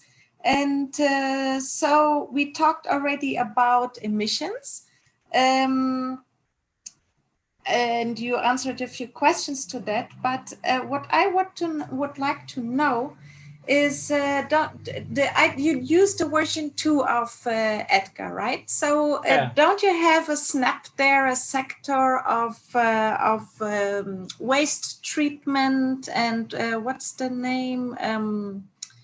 Waste treatment and disposal that also enters the emission inventory? Well, I know we have it for the version 3, but I'm not sure about version 2. Because I decided to rely on Edgar 8-step. I did not go for full Edgar, because if you take a look on the Edgar, I think right now it's Edgar 4.3.6, if I'm not wrong. I just need to check. But I decided to rely on Edgar 8-step version 2.2.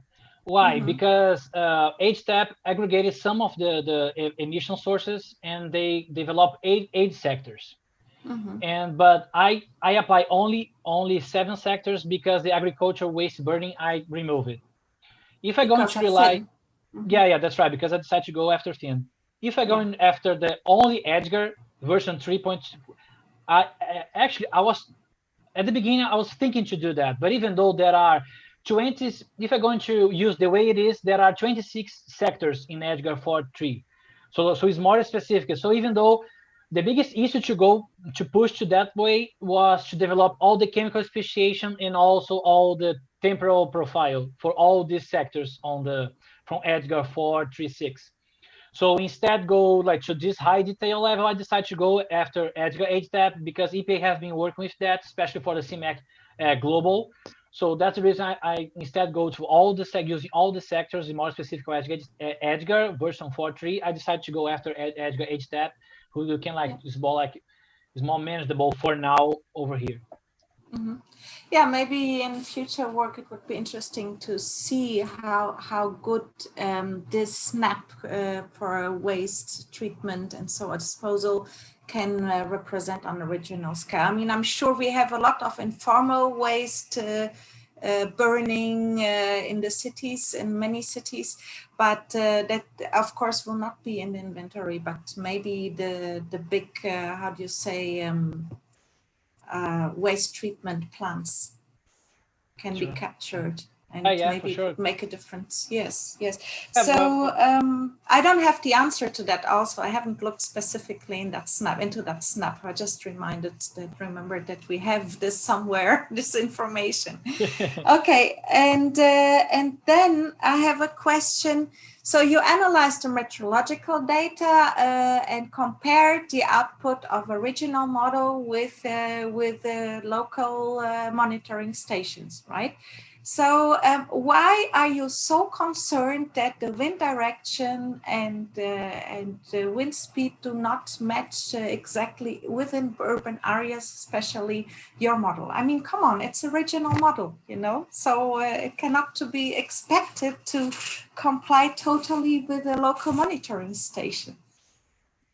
True, agree, but well, my advisor this is the problem for engineering. My advisors used to say, all right, stop working with WRF like so many times. But even though I was like so frustrated because my results was like that good, and then I keeping pushing like, so no, let's improve this, let's improve that, and trying to let's see surface temperature, let's see like human canyon model. So to try to improve the results. So there was one time Tassena said, no, they said, no, you cannot do WRF anymore. So yeah, I said, it's not your thesis. I said, it's not your thesis. I'm not meteorologist. You said, I'm going to take away your toy. Don't want you to play with it anymore. There were one time, one of them says, all right, I'm going to cut your access to the server. For no, don't cut my access to the server. So I think that was my frustration, because I really tried to do my best in each step that I did. So I was trying to improve the WRF as much as I can. I tried to improve the emission as much as I can, especially the biogenic, the fire emissions. So I tried to do the best that I could in this work. So that's the reason I was trying to push so hard the WRF and the other work. Yeah. Impressive. Quite an impressive analysis, really, and with very nice results. So another question that I have is about the spin-up time you used for CMAQ, for the chemistry. So you used quite a long spin-up time if compared to other studies. I mean, for example, with the Europe model, we used like 3 days. Other people use 24 hours. So can you comment why you use such a long spin-up time, and also why do we still see the boundary values coming in at the boundary of your model domain? Yeah, sure. Well, first, like to I would decide to go after like a 10-day spin up, because like if you look at the meteorology, you can see like usually people, as you said, using 24 hours or 12 hours just to capture especially the initial conditions for the global circulations to put in the worth modeling. But I decided to go to 10 because first I was using the nudging, especially from the observational data. So trying to insert all this like the observational data in the meteorological modeling. But going to CMAC, there are some studies, especially when I was doing like my master's, I read a lot of studies who was saying if you have like a long period and a long domain as we are using right now, they could see the effect of initial conditions for at least more or less two weeks. So depends on how the topography and how high are the initial conditions and everything. So that could be like an issue and affect my model and simulation. So that's the reason I decided to go after 10 days of spin up. And even though I also use initial conditions also from GeoScan. So there was like a standard one. So I use like a global modeling results to start my model, use the 10-day spin up, and then I start to analyze my simulation. About the boundary conditions, I also try to capture and to evaluate all this to try to understand why ozone was so affected by the boundary conditions, especially the primary organic carbon. So as I did all the plots and then compare with the default that they use on US EPA, you get a similar pattern, and sometimes you could see a smaller amount from GeoScan that as we observe on the data. But even though why the boundary conditions are affecting so much, I would say I need further investigation to assess that. We can say that the effect, but why the effect is so huge, I need a further investigation to answer, like certainly for you. I was reading especially some papers and some books to try to understand how the VOC and NOx emissions, especially with Vitória, because the boundary condition has a huge effect on the ozone. From the northern edge, you mean? Yeah, that's right. So the Vitória is around 20 kilometers on the border of the model domain where was the extraction. So, and the GeoScan was using 4.5 and 5 degrees of the grid resolution. So maybe the extraction point was like a different. The point was the land emissions was affecting more where I extract the boundary.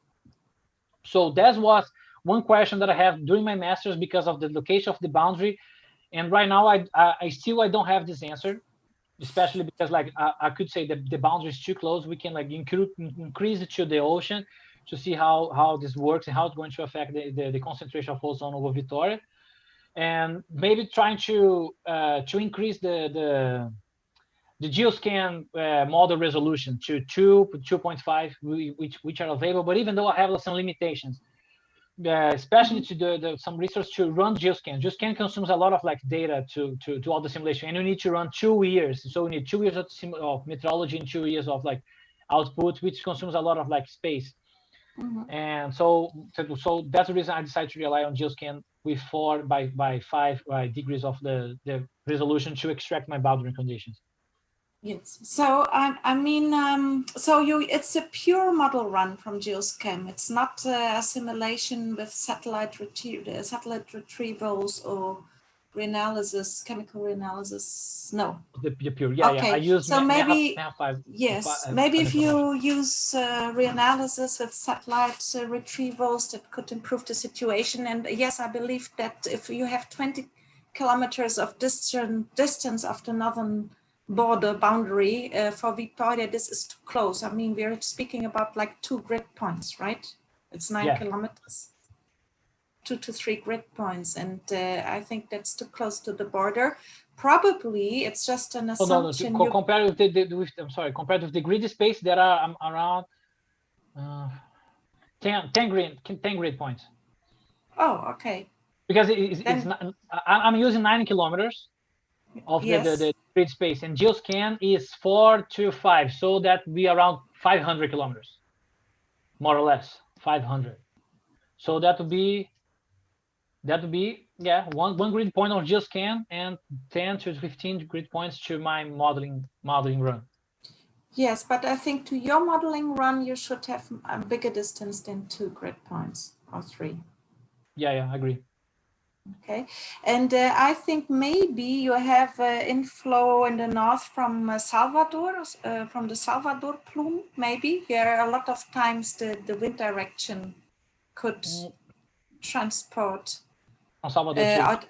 Yes, and also from the fires, you know, I think that from the central Brazil, they might, with the dynamics that I observe, it might be possible that you get it via the northern border also. So this could be a possibility. I mean, what we always try is to put the boundary where we do not have strong emission sources, but over Brazil, it's impossible in the western border. But maybe, yes, but maybe you can improve it for the northern border. I don't know. Yeah, actually, I decided not to show all of this, but I made like several plots of like each border, like south, north, and definitely I could see higher emissions coming from northwestern part, especially northwestern part of my modeling domain. So, so that area you're talking about, yes, I could see more emissions, especially for primary organic aerosol. I see a lot of concentration of methane and CH4, and also some VOC as well. So yeah, you're right. Yes, I could see that, and I can show you later if you want to. I can show these results and show all I did vertical plots of it, like average, timing, vertical plots of each boundary. Yes, yeah, that's very interesting, and I think if you for our next future runs you turn on this option of the chemical mechanism, and you have more volatile compounds, this will even enhance the importance of the boundary of good boundary values. So this is certainly something to look into. Then I have another question about the fire emissions in Finn. How do you treat injection height of the fire plumes in Finn? Yeah, or do you treat it? Yeah, that was also like a challenge. What I did, because if you go into the, especially the smoke user guide, there is like a equation who we can calculate the heat flux. Yes, because I treat the fire emissions as inline plume rise, because that's one of my concerns. So how this, I know because these plumes go up high in atmosphere and travel down to southeastern. So my goal was to have like the best way to calculate the heat flux. So what I did, usually they average the value for. Let me go back a little bit. When you go to the Finn emissions data, you have the area burned, and you have like the vegetation type, and also have the emissions by some pollutants. So and then if you go to Finn equation, you have that the emissions are direct proportional to the area burned, and also inside of the Finn equation, there is a point that you can extract the heat flux. So what I did, I developed a Python code to get all my emissions, to set, all right, this area, these emissions here are from this vegetation type, and I went back and get all this vegetation type emissions factor. So to be more specific as possible, I didn't use the average emissions factor to try to develop my heat flux. So I went after the specific emissions factor. I do the backwards, and I calculate all the heat flux from each fire based on the Finn emissions and also based on the Finn emissions factor. So I was trying to do my best. But even though that's one thing that I want to reveal, that I want to discuss with later, because I have like some ideas to try to improve that, and improve like with 3B band and some the data that I want to talk to with later, because I want to try to develop this. Since I have like a lot of code to process it, I was thinking to do that more like a Brazilian specific one, try to get 3B band with imp data, and to have like the best way to calculate the heat flux to input in air quality modeling. Yes, it may be interesting. A 3-bane does not have injection height directly in the emission model with fixed values, but it actually is calculated directly in the transport model depending on convection and yes. So it's an online parameterization, but it's a very good one and has been implemented also in US models meanwhile. And so this, I think that I think PrepCan, who already processed it and put in line on WorkCan and also in Catch Brams. So that's one fine process. Yes, maybe and yes, and then about emission factors, you used Wiedenmeyer 2011. I'm not sure. Are there specific emission factors for Brazil? Because emission factors differ, of course, when you have different kind of vegetation, but also depending on the burning process. So if you have a fire that is a result of a deforestation, you will have much more intense emission factors than when you have a wildfire, a forest fire, burning. And so this maybe is not considered in a standard US emission factor set, even if you have the same vegetation classes. So could you talk about that a little bit? Yeah. Why I use Wiedenmeyer? Because since FIM was rely on this emissions factor, I was concerned about, especially because definitely the emissions factor from fire emissions in Brazil are different compared to the available database. But I decided to use the default Wiedenmeyer emissions factor because since the calculation was based off this one, if I use different emissions factor, I would affect and use a different emissions factor could change the real calculation of heat flux. So that's the reason I did not try to improve or to check different emissions factors. So since they use that emissions factor to calculate all the emissions, I use the same emissions factor to calculate my heat flux. Mm-hmm. That's the reason I rely on their own emissions factor.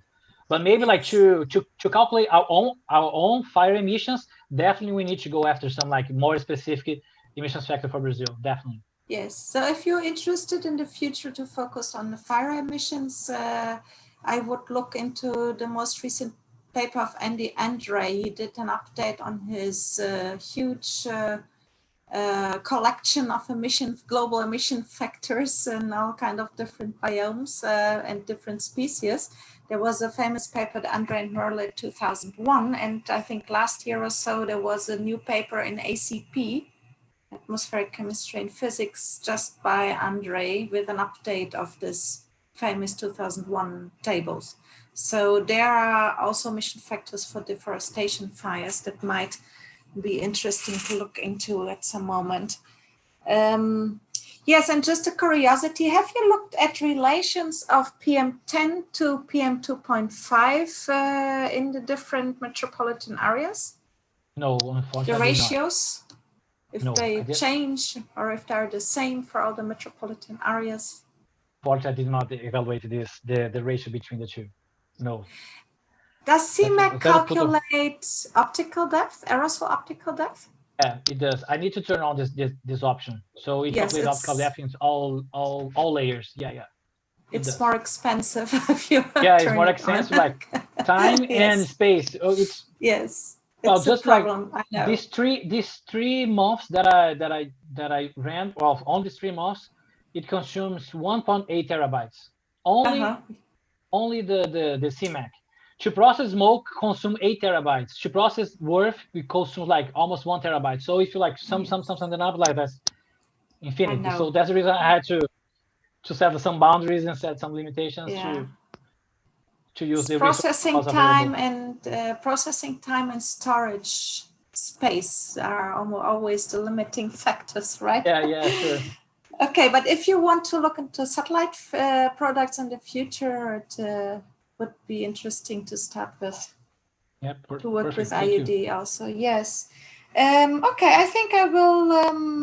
I have a lot more to say and ask, but I think I will give also my colleagues a chance now to make more comments. So congratulations, Rizzieri. It's you can be really proud of the work you did. And it will be very helpful for the atmospheric chemistry community in Brazil. And congratulations. So much. Thank you, Professor Judith, for your comments. Now I'd like to invite Professor Maria de Fátima Andrade. She's full professor at the Institute of Astronomy, Geophysics and Atmospheric Science. Professor Maria de Fátima works for a long time with air pollution, measurement data, air quality models, and it's an honor for us to have you here. And please.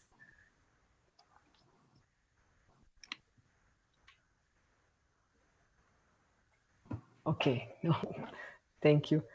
I'm muting. Oh. Well, first I'd like to thank you for the invitation, for being here, for being with you, not here exactly here, but with all these colleagues. I'd like to give my congratulations to Rizzieri and to Professor Tassiana for this important work. And for maintaining this CEMAC in Brazil, because I think it's the only group that is working with CEMAC until now, as I know, and they are this reference for the subject. It's really a pleasure to participate and to see how you are working with. It is a very comprehensive work with many questions and discussions that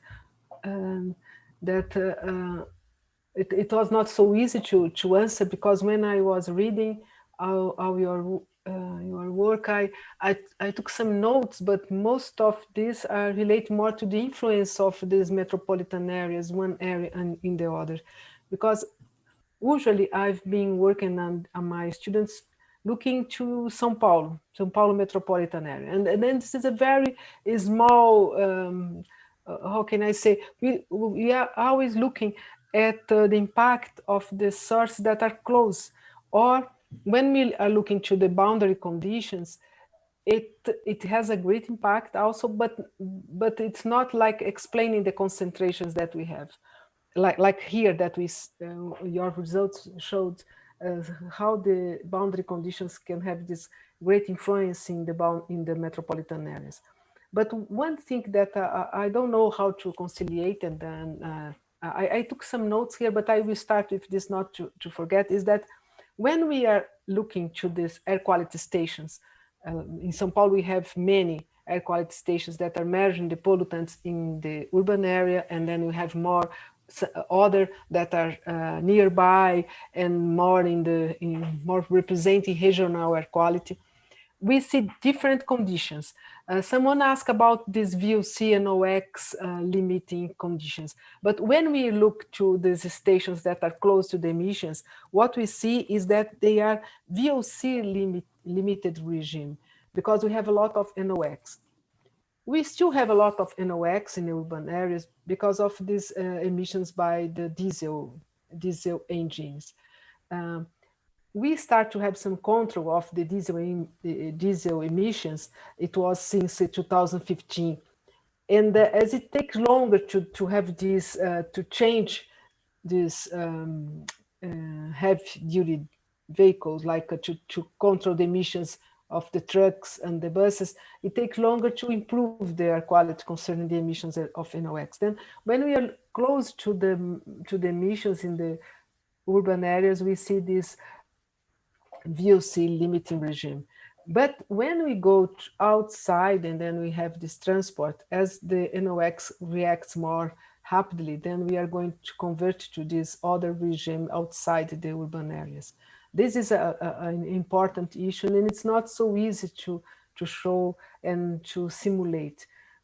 Usually it's not so easy to simulate the formation of ozone, because as we have a lot of NOx, usually we don't have a formation of ozone being represented quite well. This is a problem.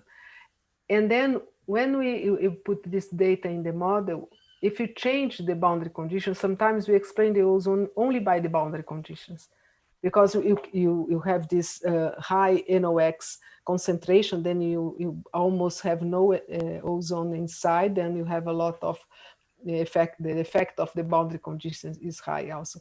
And then if you look to this with high resolution, it's quite different when you look to the regional conditions. And maybe this is a not so easy to deal with, but we have this problem.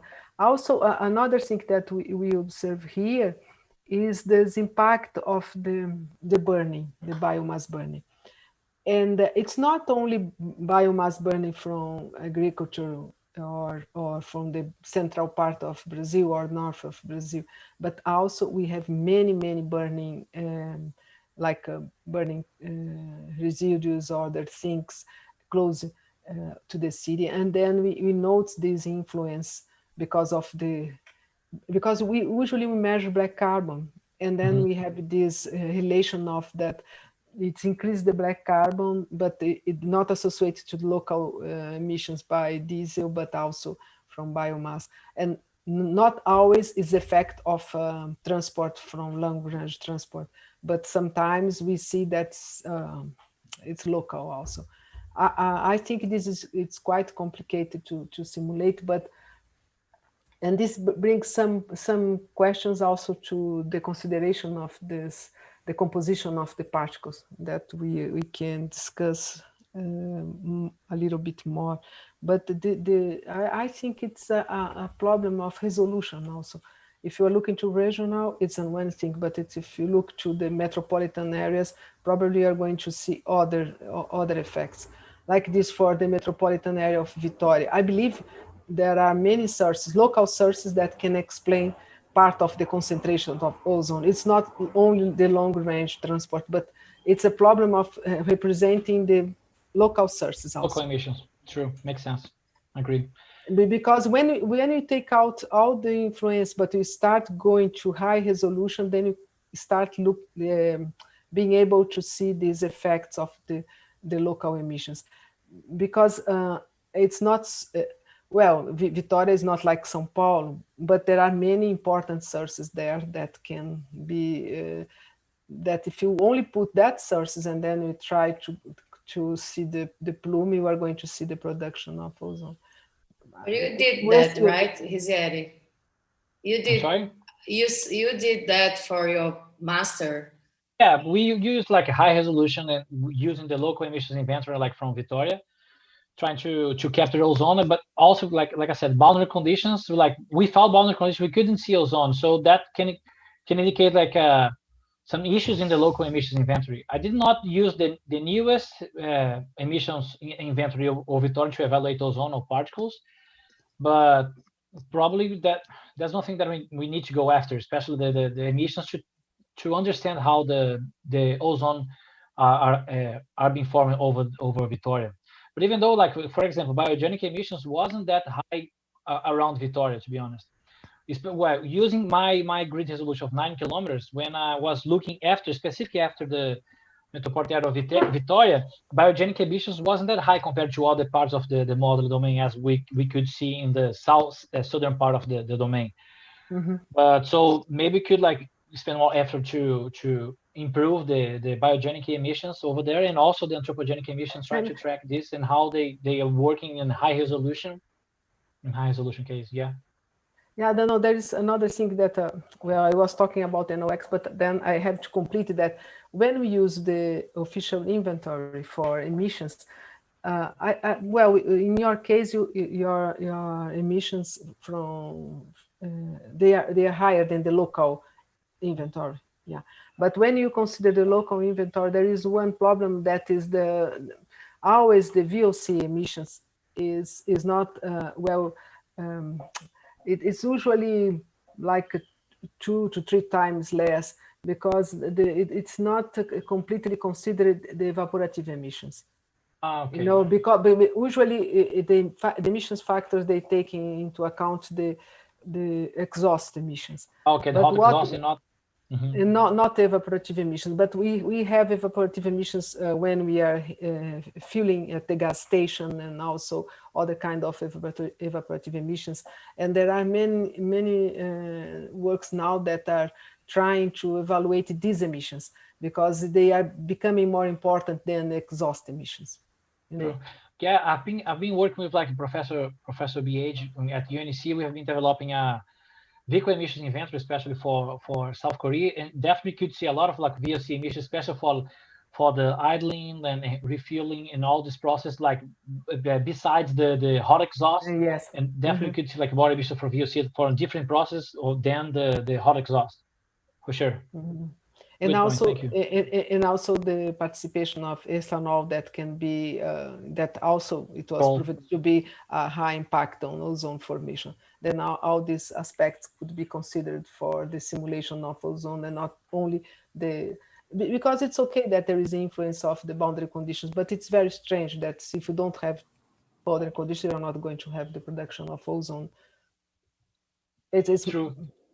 I think it could be more discussed.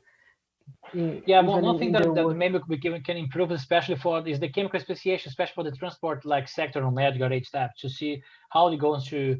Because I could see, especially I could see a lot of particles as unspeciated, but even though because when you go look after the EDGAR HTAP of transport, they have all the railroads, all the railroads. Everything around transportation, in which in Brazil we do not have a lot of railroads as we can see in Europe and also United States. So maybe to improve the chemical speciation of transports and to try to incorporate the ethanol and also the gasohol speciation into these chemical profiles, maybe we can see a better, much more influence on transport sector into ozone concentration. Yes, this is another thing that related to the. Well, we are discussing the emissions. Then I will finish with the emissions. For the particles, you put that most of the emissions are not related to the transport, but we know that for places where we have a very the traffic, a lot of vehicles, you have a lot of suspended particles, and then your estimative of emissions of particles by the transport sector is, I think it should be improved higher, for sure. Higher than that value. Because this was observed even now in this lockdown, because it's not only PM10 that is emitted by this tire and tire wear and pavement. This kind of emissions. It's very related to the traffic, and there, it's more related not to the resuspension caused by the traffic, and it should be allocated to the traffic emissions also, and to be higher participation of this transport sector in the resuspension of the pavement, and then it generates small particles that is causing a lot of problems also. The tire and pavement. In the past, we were very used to use it's a resuspension of soil dust and puts only soil dust, but most is not soil dust. It's particles it's small particles that they are coming from pavement with a lot of calcium, because if you have this kind of cement or pavement, you have a lot of calcium also, and then you have other metals, because they are made there's a mixed of many metals there. And then this is also something that could be sometimes we don't have the data for a specific area, but we have data for Brazil for some compositions of particles that could be improve this kind of speciation of PM10 or PM2.5. Sure, that would be good point. And I was thinking, you compare with local emissions, this your EDGAR inventory, but have you compared with that SEG inventory? The same group the same organization that prepared this biomass soil use, but they also have this. Emissions for all the country, and it is separated by state and by some metropolitan areas. I don't know if you have compared. Unfortunately, I did not compare with them. Yeah. I decided to you talk about the fire emissions or general emissions? General emissions, because in the past they only present the emissions for the greenhouse gas, but now you have also for particles and for CO and SO2. And then it's a good emissions, because it's not only for for this year or the previous years, but it can go in the past from the 80s until now, and also consider the biomass burning. I don't know if it's possible to use, but at least to compare, because they consider more local emissions. I don't know if you have seen that. No, actually, I didn't know that the map bioma has like the emissions. I thought it was. It's not the map biomas, but it's the same group involved in the map biomas. It's SAAG. SAAG. Yes. Okay, great. Good. I'm going to take a look at that. Thank you for this tip. Thank you so much. It's very local, but they are always improving the data, and they separate by energy, and then they have you can download the Excel file, and then you can separate by category of emissions. I think it's good to compare because it's more local, and then they take in consideration the emissions by, like when you have the emissions by the mobile, by the transport sector, then consider that you have the year of and not only the year, but also some characteristics of our fleet. Like that's good to know. I just noted down this to go take a look later. Yes, SEEG in Portuguese, because sometimes in English it's not clear. Okay. I took some notes here that I now start following, because then I forget what to say. I think some general aspects that when reading your work, I think the abstract needs to be improved. I don't know. I don't know if Judith has talking about, but I think the abstract is not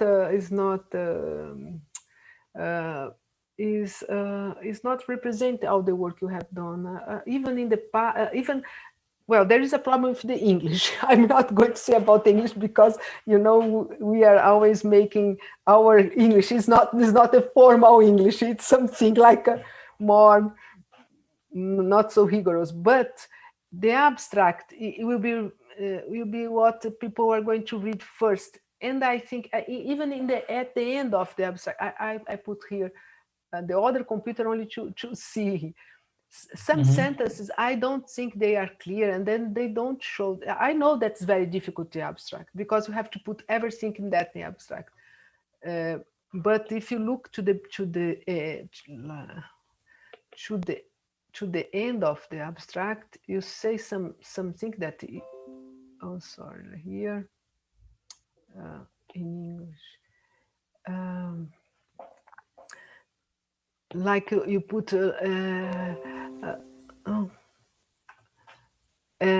well, there is one thing that is the period you have chosen, but it's okay because you have the data now.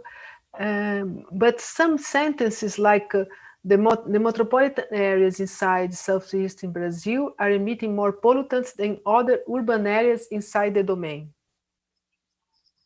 especially anthropogenic emissions. I can. Saying like that, I can. I can understand what you're saying. Yeah, definitely going to improve that. And at the end, trying to sell better the work. Yeah, and the results have shown that PM at the end of the abstract, that PM 2.5 concentration was dominated by secondary organic aerosols, which diminished the impact of primary particles. I don't know if it's well, it's relative. You have there the primary pollutants. I don't think it's clear, because it seems that, well, then I don't have the impact of the primary particles. I only have the secondary particles. No, you have both, but you are showing that the different the proportion. I don't know. I think I see what you say. Yeah, I think this I'm going to improve that. Thank you. At the least that is. But I took notes, and it has you sent the Word file, then I will send it back, because I am not correcting, but only saying that. Oh, could you please correct? Sure, I would love that. Please send me back, and then I'm going to take a look at all your notes. I will. And also another 2 points that I think they're important. The objectives, I think, are also not showing your work. you see, because they are very okay that you are not going to put everything there, but let me find here. Sorry. Okay. You put that represent air pollutant transport of the southeastern region of Brazil and assessing the metropolitan areas. But also, it's not the pollutants transport, but you made some such apportionment of the pollutants with the transport. And this is, it's not clear here in your objective, not even in the general and also in the specific. I have not seen this here. Because you say the emission sources, but to assess and describe the emission sources, it could be only because you put the emission source there, but you are not evaluating how the influence of one metropolitan area is over in the other metropolitan area. No? Yes, sure. Okay, it's the last one, but I think it could be clear, maybe. Definitely, I'm going to do that. Yes, maybe. Let me see here. I have taken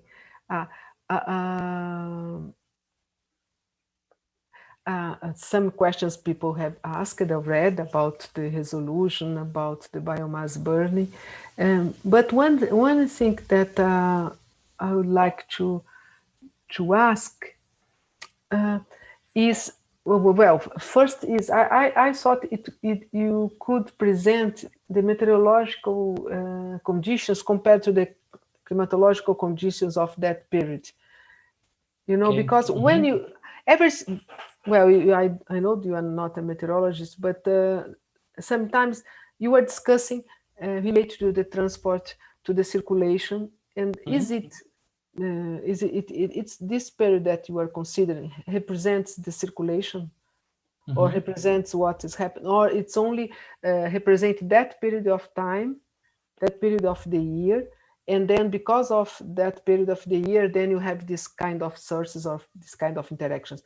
But if you are considering another period, it will be very different, and then you can say, oh, well, my metropolitan area is impacted in 2% by the other metropolitan area, but it is only because we are in this period of time. Because if I'm going to the winter time or to the other period, then we are going to have other kind of circulations, and then it's going to from other area, you know, because you are considering a short period of time comparing to the year. And then if you say, oh no, this period of time represents, because I have this kind of circulation that it's the common. I know that you have discussed this during your thesis, that the circulation, but I think it deserves a little bit more that because you compare the simulation with your windrows and all the other parameters, but not in the context of if these windrows it's representing only this period of time, or usually you have this for climatological behavior of the circulation, you know.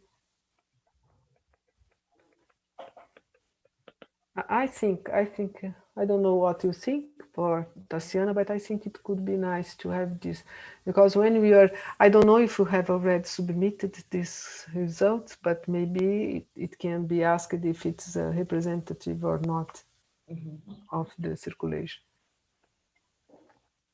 or it could be asked also. No. Yes. No, I agree. Another thing that I was I know that's not so easy, but the temporal behavior of the emissions, it could also give an idea of or explain the results. For instance, you have the biogenic emission that is dependent of temperature, and you have the transport sector that you have 2 peaks usually during the day, and we don't have this information. And I don't know if it is, you need to have this temporal resolution, no? Yes, I do need to. I need hourly profile. because my emissions are annual total. So I bring like month, weekly, and daily, and then hourly profile. And then especially the hourly profile, I'm trying to match all the local information to better represent this temporal profile. For example, the temporal profile for transport sector of edge tab, I use three values. One was from Pinto 2020, who was developed who was especially working with vehicle emissions, and they developed they calculated the temporal profile from metropolitan area of Belo Horizonte based on of radar measurements. I use temporal profile for vehicles from emissions inventory from Vitória, who also has measuring all the temporal profile for vehicles. And I also use your work from forecasting system, who has a temporal profile for 2015. So since I have these three data, I average them and then I apply into my model. That's what I did. And for example, for all the other sectors, for residential and for energy sector, I use energy data, all energy consumption, trying to capture all this behavior of the emissions. That's what I did. Yes, now I remember that you have put, yes. Okay. Okay. Let me ask you one thing here. At first, well, I know that you put references about the Eisen. It's like this that you say, it's Eisen, or how you say Eisen, or the source profile, the source modeling, the source profile modeling associated to the CEMAC. The name Eisen. Okay. But how it works? Because you mentioned, you put some references, but how it works? It gets the final concentrations and the final emissions. No, the Eisen works this way. So we have some set of species which Eisen track. For example, if you're going to track all the elemental carbon, is going to track all the primary elemental carbon. So, and for certain area or certain emissions. So Eisen, you can choose to track, like for example, a stack or a certain area emissions. So in our case, I decided to track specific emissions, because how we can set this on CEMAC. CEMAC, you can insert different emission files, and then we can track these emissions files. So for example, I have 8 emission sectors for each one of the edge tab. So I said to track the emissions for file 5, for example, and track the emission of the region of each metropolitan area. So what Eisen does, Eisen puts like a tag of these emissions and tracks them during the path. So that's how it works. Okay, but and for the secondary pollutants, it's more difficult to relate the secondary with the sources, no? Yeah. For example, ozone. Yeah, it is more difficult. So Eisen works as more like when you, especially on the description of the model, when we track more pollutants, it's more easier to do the balance, because it does a relative comparison of the final concentration, because it do all the calculation, and after the calculation it do the percentage of the tracked source. So that's more or less how it works. So as much as you increase the number of variables you are tracking, it's easier to do all this relation. Okay. I don't know if BH or Sergey want to include more information about Eisen. I think he captures it well. I think the Sergey can speak a whole lot better than I can. Yeah, sure. I just add one small thing. What you said is essentially correct. For secondary production, what it does is actually go through every chemical reaction in the mechanism. So there's 800 of those things or whatever.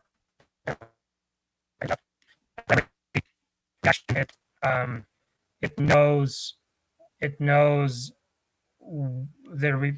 reactants. It knows where they came from, because that's easy to track, like he described for Rizzieri described for the primary sources. But then for the products in every reaction, it assigns them fractionally based on the stoichiometry of the reaction rate, and also the fraction of the reactants. So it's essentially a statistical assignment for the secondary production. Okay. Yeah. Okay. It's complicated, no? It probably could be more complicated than it is, because it is making a lot of kind of engineering, simplifying an assumption for in order for it to do what it's trying to do. Okay. Thank you. Let me go here to my appointments, because I put the thesis here and also some comments, then I have to find. Okay, let me see here.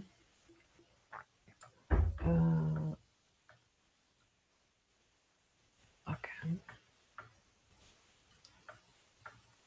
Many questions have already been done, but I think, let me see if it's,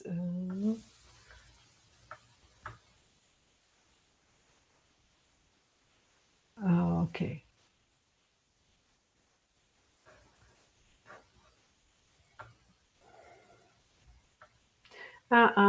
About you have not used anything related to the formation like the VBS that's being used by INSEMAC, this volatile basis system, or for making the secondary production of aerosols? No? I did not evaluate like deeply to answer this question. Okay, because when you use here some your results related to the organic and to the let me find this here, because you consider that you have more. Okay, I will start here in this table 10 in your thesis, that is in page 76. You have a lot of PM10 from industry and PM2.5 from industry, and I think it is for the transport, I think is lacking some emissions. But when we go, this I have already said, but when you go to this speciation and you go to consider that this elemental and organic carbon, you put that you have more, and the proportion here in table 13, that you have for the transport sector, you have more elemental carbon in relation to the PM2.5 than organic carbon. But our data show the opposite. You see, we have more organic carbon to PM2.5 for the transport sector. I think this could be discussed more, or I know that you put some references that show exactly the opposite, but it's not easy to change this kind of things. That if you this profile, no. You have, maybe it's to discuss this difference in the particles, trying to see, because when we put that elemental carbon has more participation PM2.5 in the organic carbon, you are simplifying this formation of the secondary organic, no? Can you repeat if you, because no, I'm looking because, at the table? Yeah, because you see, you have less, for the PM2.5, you have here, organic carbon is 22%, and elemental carbon is 61%. But although we have a lot of elemental carbon, but most of PM2.5 is organic carbon for us here. Okay, yeah. Well, this ratio, especially this ratio, that I was very concerned, because like I found a paper who also did this evaluation, because like the original paper of Edgar and also a paper from like researcher from Chile that I forgot his last name, who was doing this kind of evaluation, trying to evaluate the ECOC on PM 2.5. I was concerned how did they were split, because when you go after edge gauge step, the EC and OC are kind of like separate files, because the edge gauge step has a PM 2.5 total emissions, and they also have EC and OC file. So instead, go after PM 2.5 and apply a speciation onto PM 2.5. I extract the mass of EC and OC and use the raw data from edge gauge step. So I did not apply a chemical profile straightforward into PM 2.5. So I used the standard edge gauge step. I was concerned about this. I was discussing with some advisor as well because of this ratio, the difference with ratio. But even though we decided to rely in standard edge gauge step, but even though I agree with you, especially with this difference of the chemical speciation, that's one point that we will go after, like especially to address the chemical speciation of edge gauge step, especially for transport sector, because of this kind of issue. Yes, I don't know if it's going to change your results a lot, because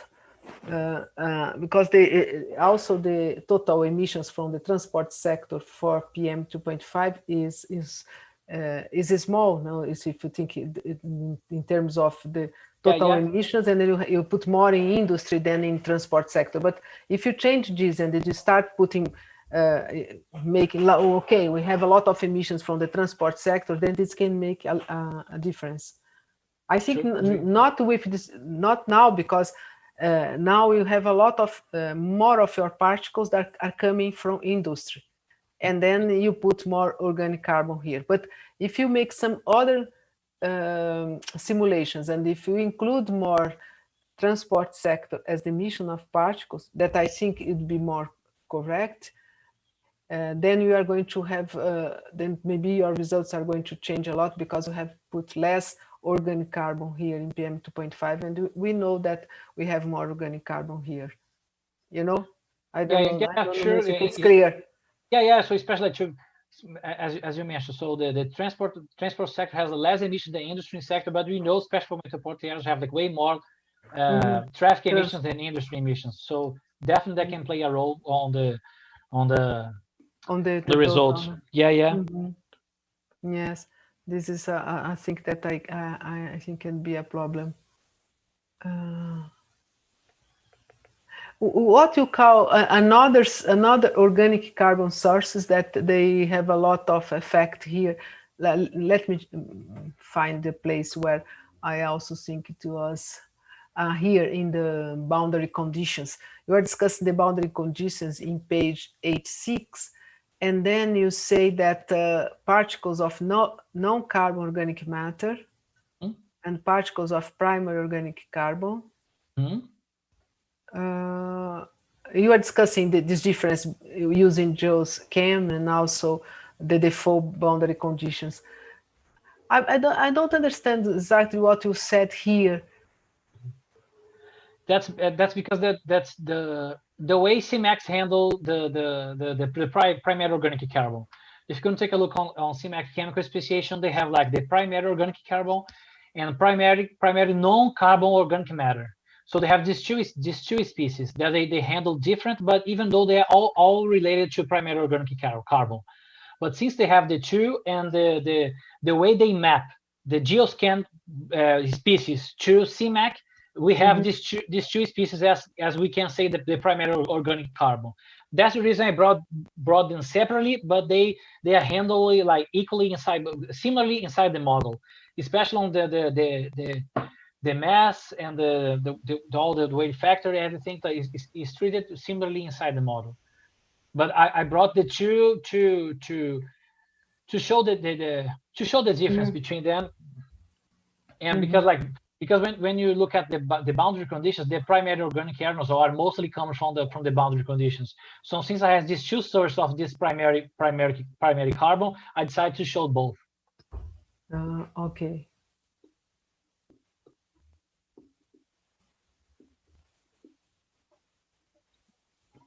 Okay, because I thought it was here. You said there's another primary organic carbon, But definitely going to take a look, trying to make it clear in the test. You see, because in the beginning of 8.7, it's are also supposed, because these organic parts are important. Okay, these are important. Now I understand what they're saying, because you separate both because they are important for the PM 2.5. That's what. Yeah, no, I understand here because of the graphics. Yeah. Okay.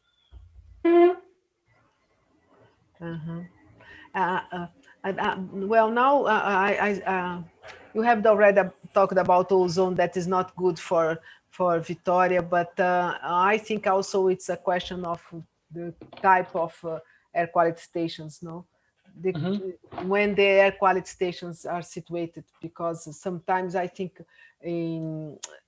because Vitória is impacted more by particles, and then usually they choose the place to put these air quality stations to have this data, and then, well, if it's close to a street, it is not going to measure ozone, and then it's impossible, because then you are comparing the data of the simulation with the local stations, then you are not going to have good results.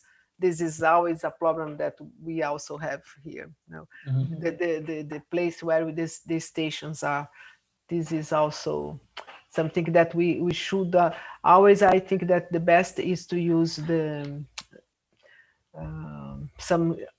you separate the station by the type of stations, like if you have urban, or if you have something that's not so urban, the park, like here we are using Ibirapuera Park, or the campus, or other stations that are not so close to the streets, and to separate from this kind of very urban, that's the stations that are quite close to the streets, because then you are not going to have good results to ozone. It's always a problem, and then the statistics and this kind of index, this measures of statistics, always it's a problem, because then you have very bad good results, and you don't know how the results are not so good, but then it's because you are using data that are not good.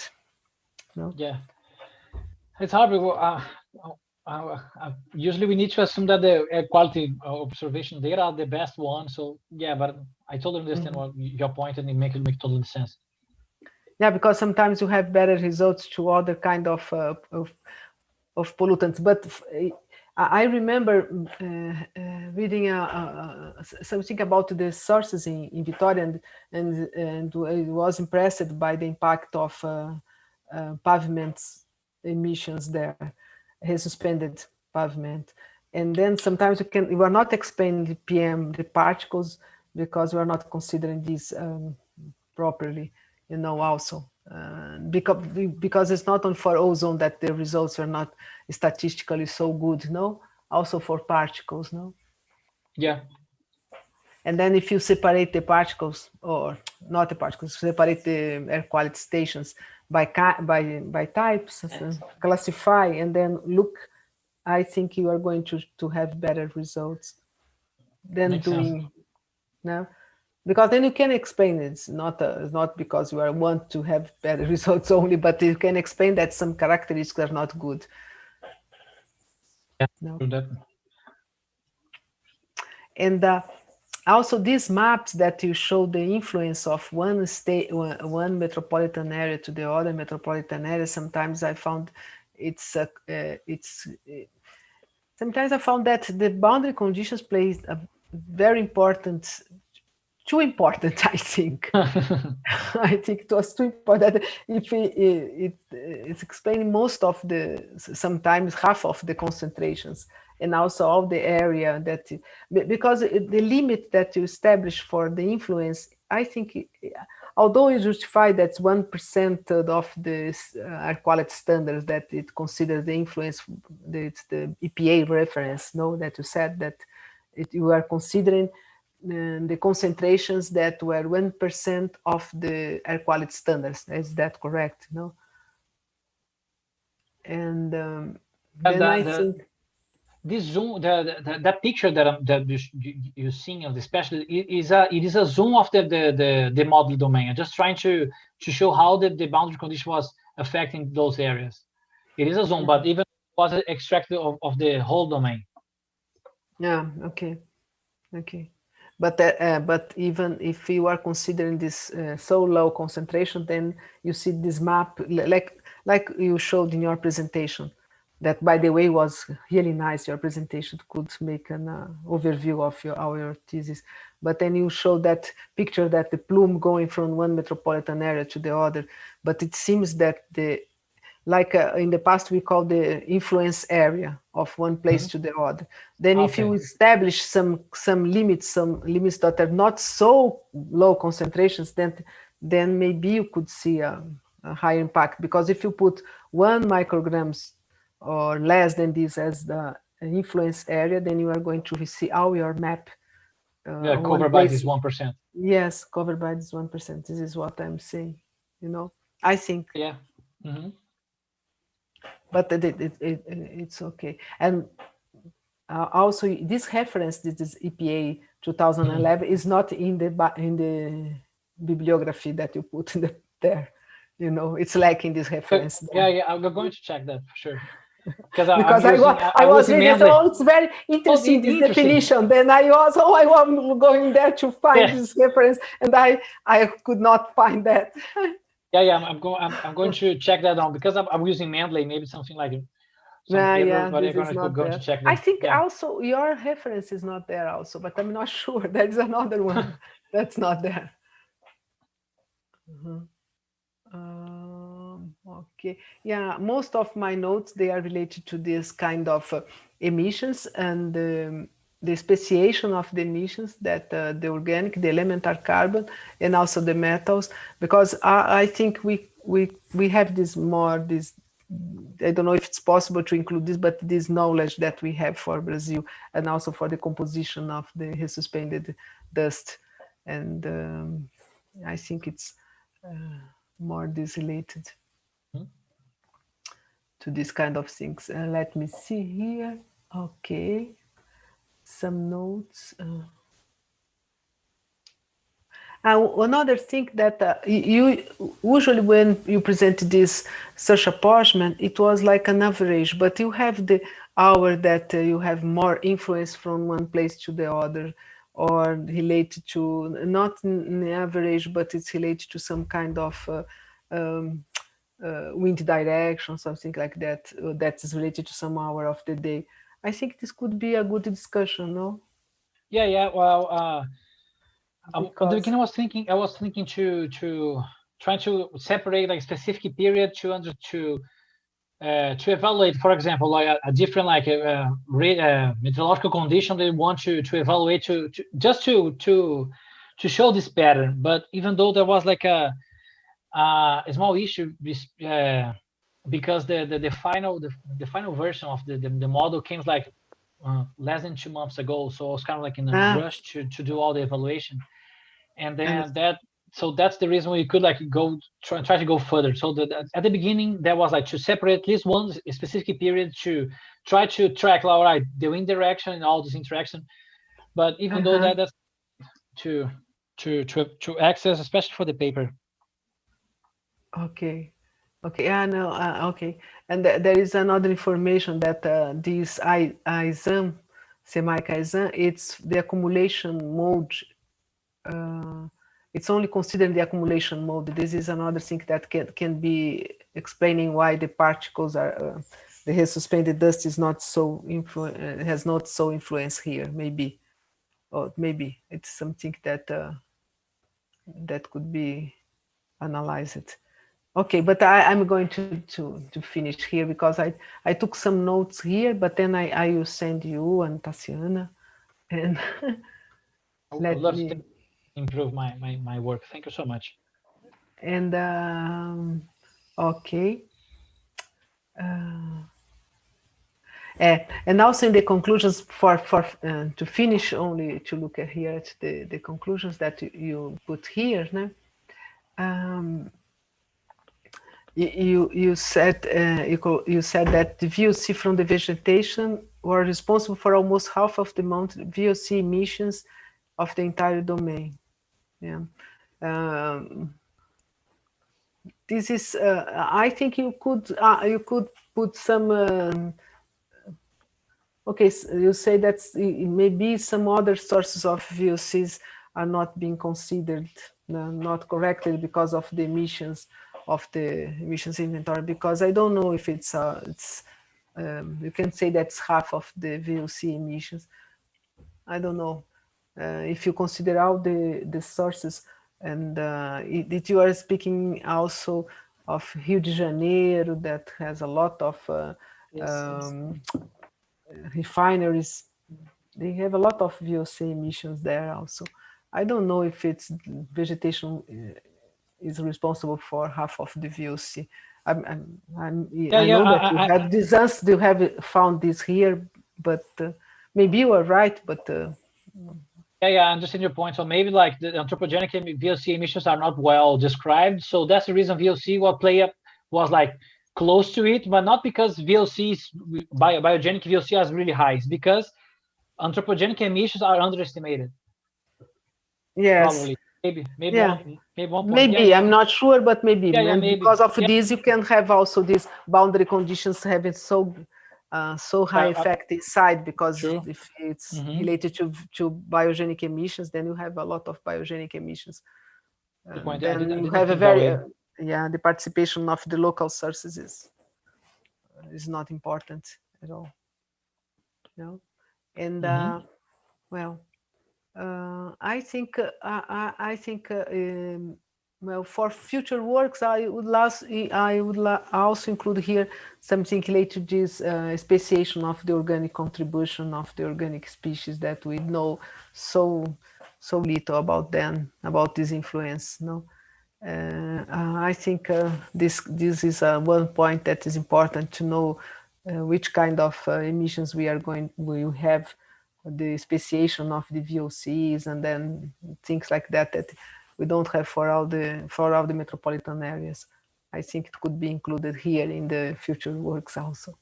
Prove the speciation of the VOC and PM2.5. Yes, I think it could be included now with some more experimental things, but it's okay because it can give an idea for other people that like the experimental work. Okay, the measurements.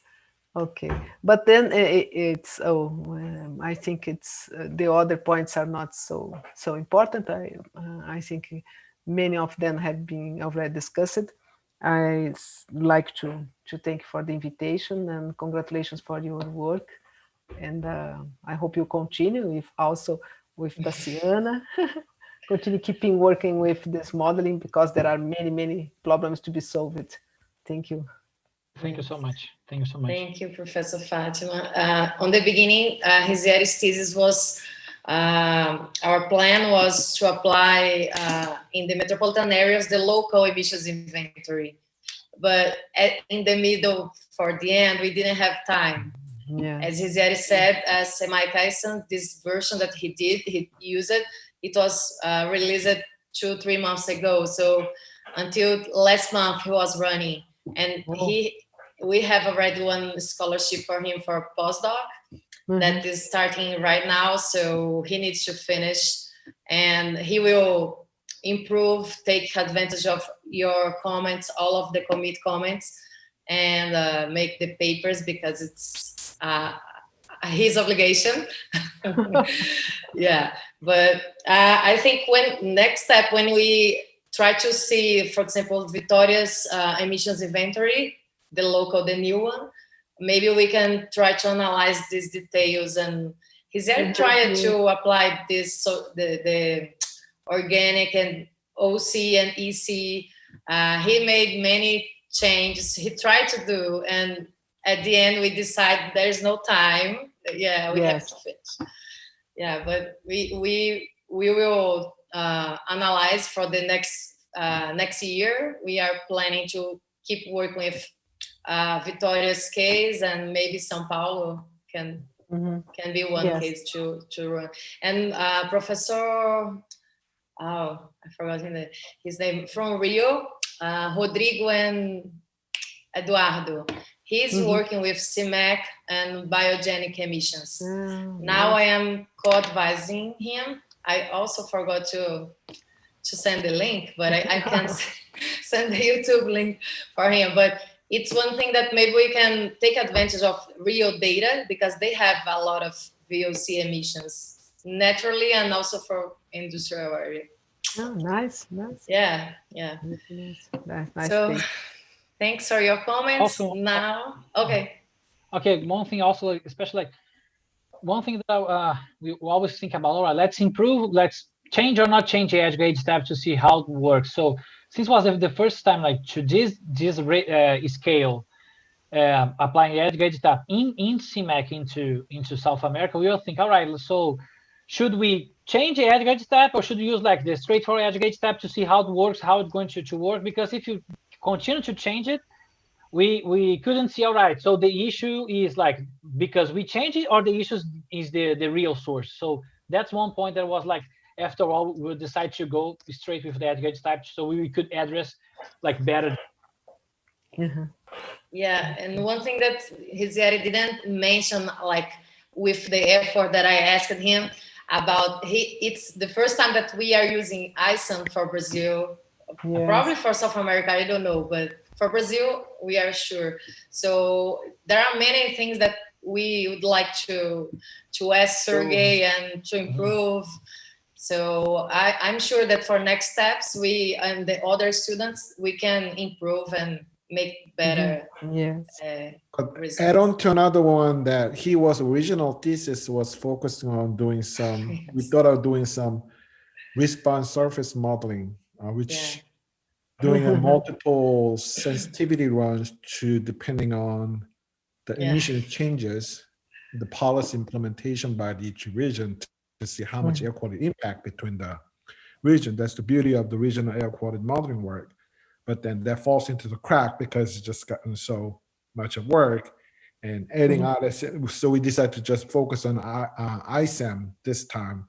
But those, what he have done has a lot of potential to do this RSM. It's not only just air quality regional modeling is ending, and there is a way of you can implement it to see what kind of policy could be effective in terms of your application, knowing each sector's changes, which cost the money, and then policymakers' point of view, to see whether that is worth of that amount of emission changes, worth of PM 2.5 or ozone changes in the downwind area or local region area. So there is the doors open, and I think there's a lot more application could happen.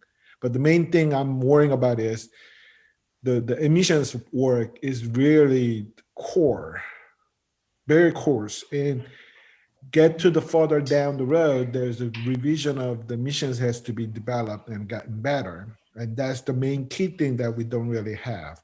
Meteorology data can be better by parameterizing, testing with a lot of measurement data.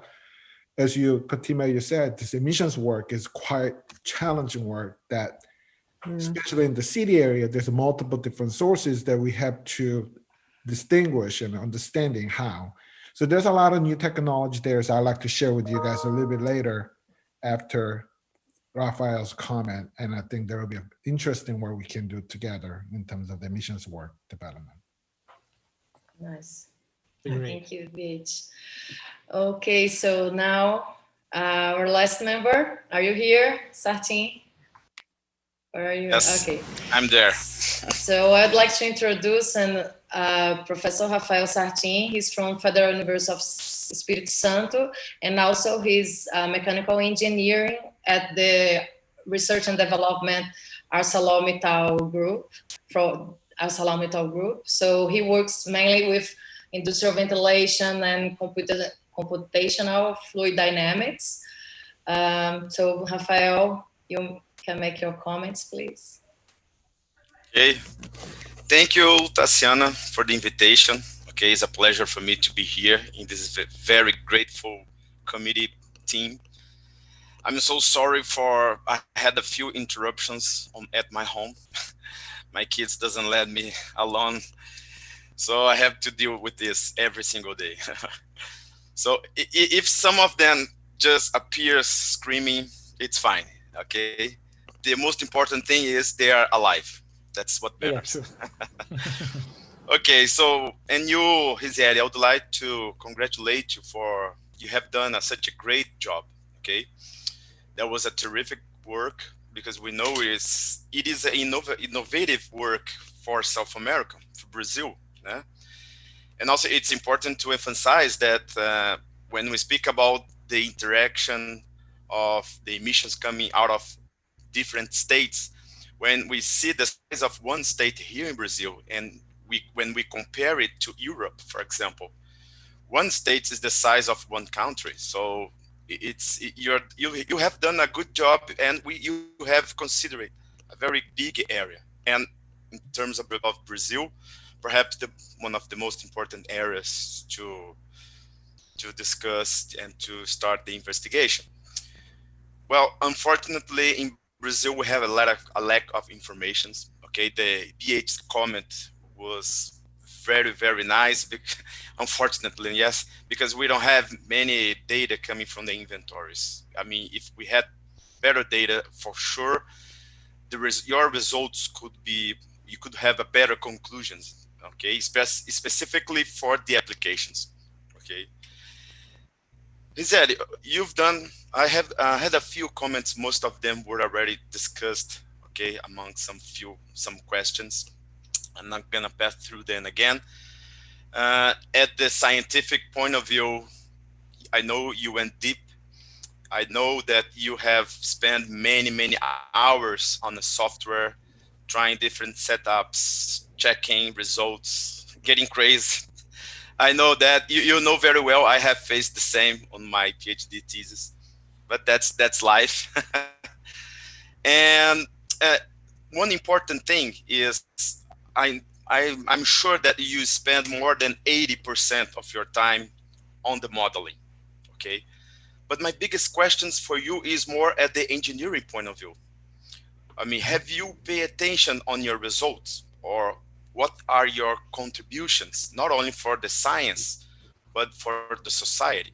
Because the biggest motivation of using those modelings is because one day those results can be used by the authorities, by the industrial sector, and from practical applications.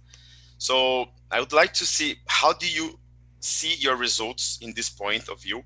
And could you try to show me on how, speaking out of the industry sector, can I use the existing results that you have right now to do any type of decision making, okay, at the industry point of view?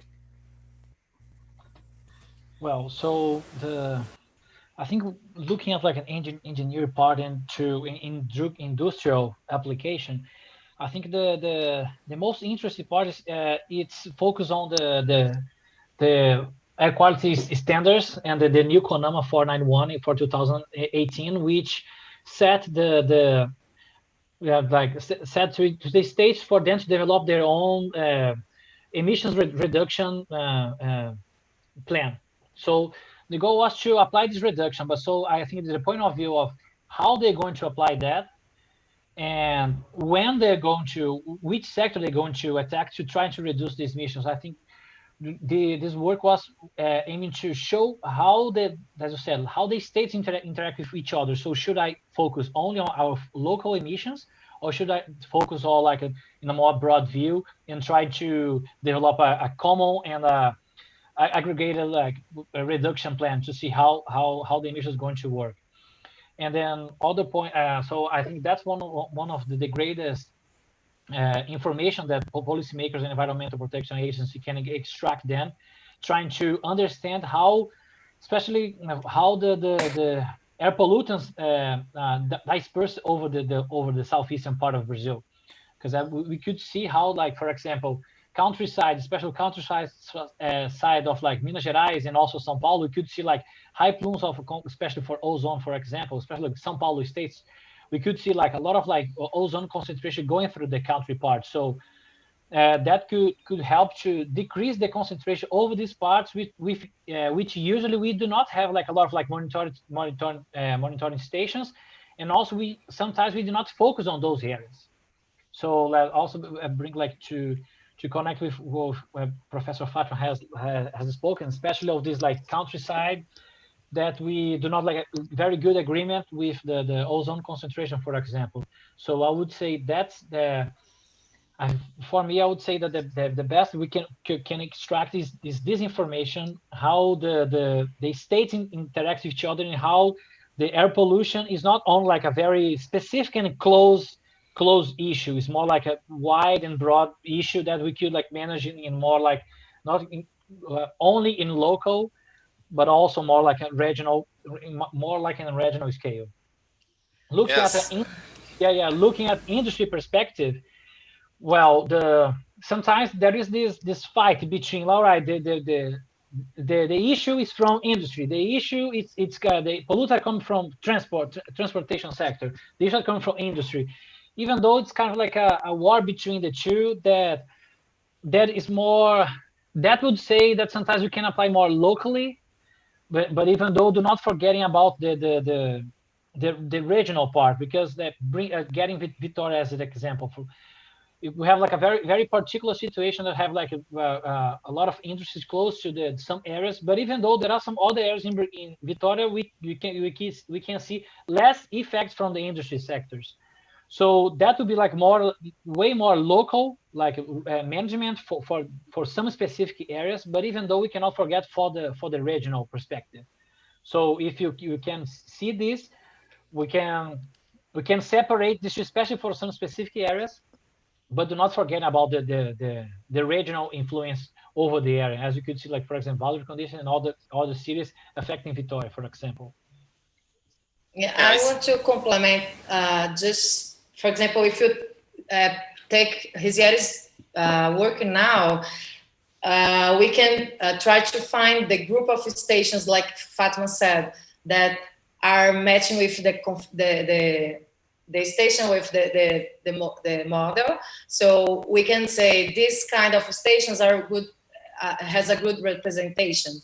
And then we can try to analyze some reductions, like to achieve the new standard, the new interim targets for the states, for example. So also we can tag the grid cell from, for example, one industry. Now Rizzieri is using a regional emission model like Edgar, but if you include our local emissions from Vitória, for example, we can put 1 kilometer from each grid cell and then track that grid. Of course, one chimney is not 1 kilometer, but we can at least see the dispersion and try to analyze this reduction. One point is CMAQ is not air mode, that you can just put one chimney and make the change. The good point to use CMAQ like a regional, even with 1 kilometer resolution, is to analyze the secondary formations. So I think we have a lot of to do, like to improve the results. But if you use it now, it's a cheap way to understand the situation. And another point that should show with us was about Salvador. We have a friend, a colleague from Salvador, David, that is in Cimatec. He's going to be happy because she said, we are saying that Vitória is influencing all the three capitals, like Belo Horizonte, Rio, and São Paulo, but maybe Salvador or south of Bahia is also influencing a lot Vitória region. So it's not fair with Vitória saying that Espírito Santo. Yeah, so we need for sure to maybe increase the grid, like the domain, including other, maybe Brazil, if we have machine. But the point is, answering your question, I think even with a small amount of stations, we can work implementing reductions and try to see the response, I think. Yes, that's my point, Rizzieri. That's the beauty of your work. Okay, we are discussing the scientific part, but perhaps with only a few changes, we can try to apply it and to use your results as decision making for the industrial sector, and in the near future for negotiation among the authorities, and have a better understanding, not only the impact, but the emission source, So I think that's a very, very important things and the biggest motivation for your work. Okay, so I'm not gonna go through again, well, this topic here, we can talk about 5 hours, Yeah, true. Just one point for me, it's very interesting. It's important to say is regarding what Fatima has said. You made a very big document, and also that very few people will read every single page you have wrote. But many people, especially when they see your title, they might feel interesting work. They would like to have more knowledge, more information. Not only the scientific people, not only the researchers, but also the engineers or the industrial sector. And as she said, okay, the engineers, they read articles, they read PhD thesis, but they don't read it at all. They go straight, focus on the draft, on the abstract, and they read your objectives and your conclusions. And she said about your abstract, I agree, you should make it better, because most of the people are gonna read your abstract. And I think you should make a better link between the objectives and your conclusions, okay? Just, we can talk later with more details, but I think your specific objectives are too general. Perhaps you could give a little bit of more the details on what you're doing. Because if you understand the reader, he's gonna pass through your text, and only at the middle, right, let's say at the methodology, he will understand what scenarios are you going to simulate. Maybe at the objective, is not, you don't have to explain the simulation, but you have to explain what are you going to investigate. Like you are investigate the emissions, ozone, particles, PM10, PM2.5, SO2, VOCs, and you're speaking about the emission source coming from the industry sector, transport sector, fire emissions. So I think it's important to say at the specific objectives. And regarding the conclusions, it's very good, but I think it's too big. You made almost 4 pages of conclusions, and some paragraphs of your conclusions, you are explaining again how you made it, something regarding the methodologies. So I believe that at the conclusion, you can be very straight to the point, okay? Based on those specific objectives, what have you concluded? It's a way for attract attention from the reader. He's like, oh, nice, this guy has concluded a lot. Or he has pointed out many questions, problems that perhaps we should spend more time investigating. So you've done a lot of things, okay? I know you have a lot of bullet points on your conclusions, but at the presentation, by the way, you made a very, very nice presentation. Congratulations, okay? But you used the bullet points to be more specific, and it was great because you were straight to the point. Try to make the same at your text. And by the way, knowing that you're not an English native, you have wrote a very good text in English, okay? So it was very nice. Well, Rizzieri, so far that's my contributions, okay? You can call me anytime to discuss a little bit of anything else. And hopefully we can keep working together, right, Tatiana, to continue with ArcelorMittal support on the research done by Tatiana's group, okay? Trying to investigate not only the scientific point of view, but to force those results to see what can we apply, how can we use it for decision making or for the industrial sector. Thank you, Tatiana. Thank you, Rafael. So I would like to thank all the committee. It's not now. I would like to invite the co-advisors if they want to say a few words because of the time. Professor Marcelo Alonso is from Pelotas, Rio Grande do Sul.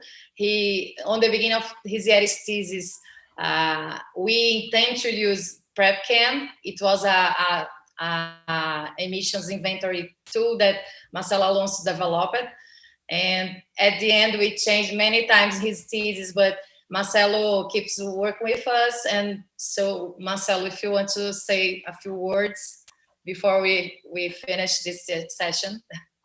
Thanks, Tatiana and Rizzieri. Thanks for invitation and to participate of the co-advisor. And I tried to do this with Kat Brems, but Rizzieri was a great work with Worf, Smoke, and Semek is a great work. And I know that you have we have many questions about regional modeling, but regional modeling is a great challenge. Is almost a puzzle. To simulate the regional transport and regional chemistry, so it's a good work. Good job. I have a quick question to Rizzieri. Rizzieri, you developed a Python tool to use the PrepCam in Smoke or Semek.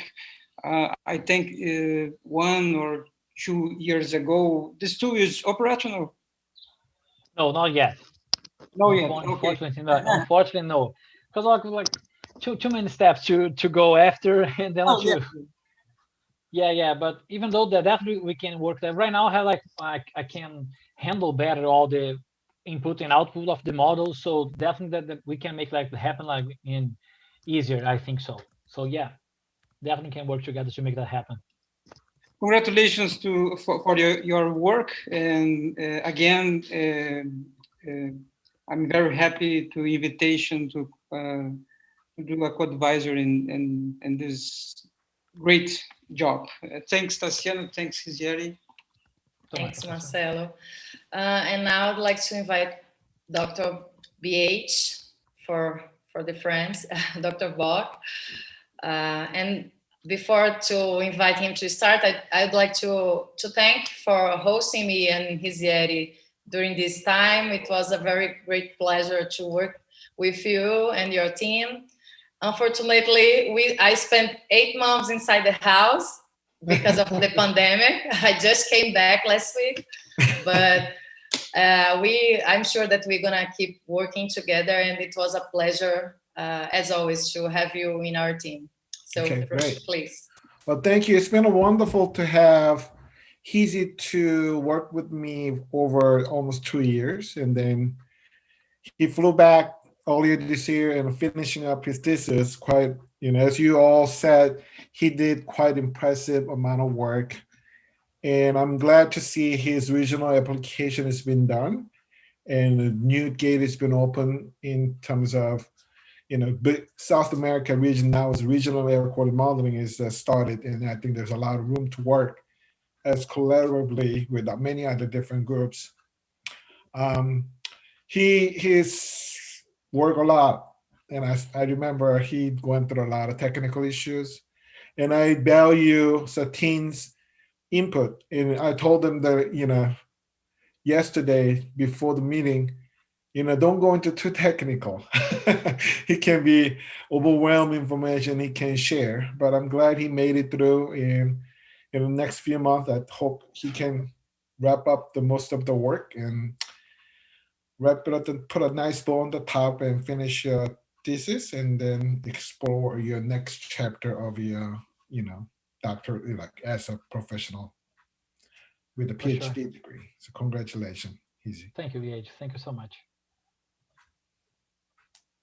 Okay, so as we do here in our university, we're gonna ask Rizzieri to leave the room, the Zoom, and I will ask the technical Luciano to turn off the YouTube, because the commit will decide what the answer about this thesis. Luciano, você pode parar lá no YouTube, por favor?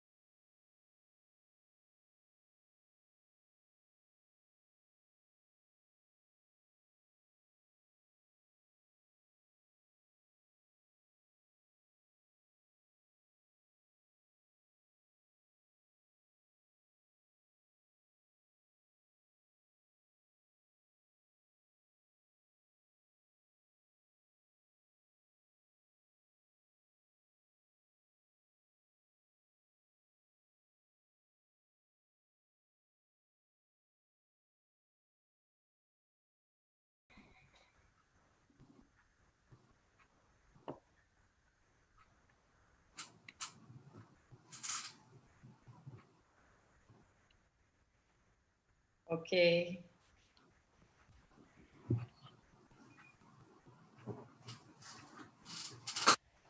Rizzieri, falta sua câmera.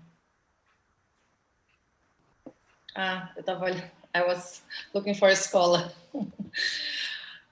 Okay. This commit was, we had a meeting together, and for everybody decide that you are approved. So now you are Dr. Rizzieri. Congratulations. Thanks everybody for the comments, suggestions, and I'm sure that Rizzieri will not drink tonight, but work, right? For sure. That's the plan. Don't lie, Rizzi. I know you're gonna drink. Yes. No, Rizzieri, if you want to say 1 minute of words, you are allowed. Okay. So I would like to thank everybody for your time and help and comments and everything. Thank you so much. I really appreciate it. Definitely all comments I would take in consideration. Definitely is going to improve my work a lot. As always, I love to work with like everybody and to enjoy everybody. That's like amazing. And I really like to see everybody work together and helping out. Like Fatima and Judith, since my qualification, Sartin as well, everybody like help me. Sergey, with like every time I send you an email, like annoying you, asking for like help on ISAN. Williams as well. Thank you so much for your help and your time for like support and evaluate my work. And my advisors, Professor Alonso, and thank you so much for like all the support and help and to receive me at your home and be like so kind and nice to me. Thank you so much. And to help like to develop the base of this work. BH, there is no words to describe. Like, thank you so much for everything, for receiving me over there, opening your house, and be more than an advisor, becoming a friend during the time and work with you these 2 years was like amazing. Thank you so much. I really appreciate it. It was like amazing to work with you and to have like by my side help me and like always when necessary push me further, and also sometimes like saying like, all right, come on, you need to work more, and then that's really nice. Thank you so much. Like this. Yeah. I don't know the word for that, like this word of this. How can we say this, guys, in English? Twist in your ears. Yeah. Twist my ear. All right, come on, easy, and then that. I'm not that cruel. Okay. Yeah, no, definitely not. And Tassi, I don't have words to describe how like good and pleasure to work with you since 2014. That you put all your trust on me. Thank you so much to become more than advisor. We like friends for life. That's really amazing to work with you, and I hope I can continue to do that. Thank you for all your trust on me and to believe in me that we could make it. Thank you so much. There's like no words to describe how grateful I am to have you as my advisor. Thank you so much. Oh my God. Thank you, Rizzieri. It was a pleasure. I'm sure that for everybody that worked with you, it was a pleasure. And be here with this team. You should be honored, right? We have very good people here in your commit, and I'm sure that everybody is happy to be here. So congratulations and thanks for all the comments and support. Thank you, guys. Thank everybody. I just want to say one thing that Rizzi, okay. You came over, spent 2 years in working in multiple different things. And, I know you could do it. And that's kind of reason I kind of pushed it a little bit farther than you wanted to be.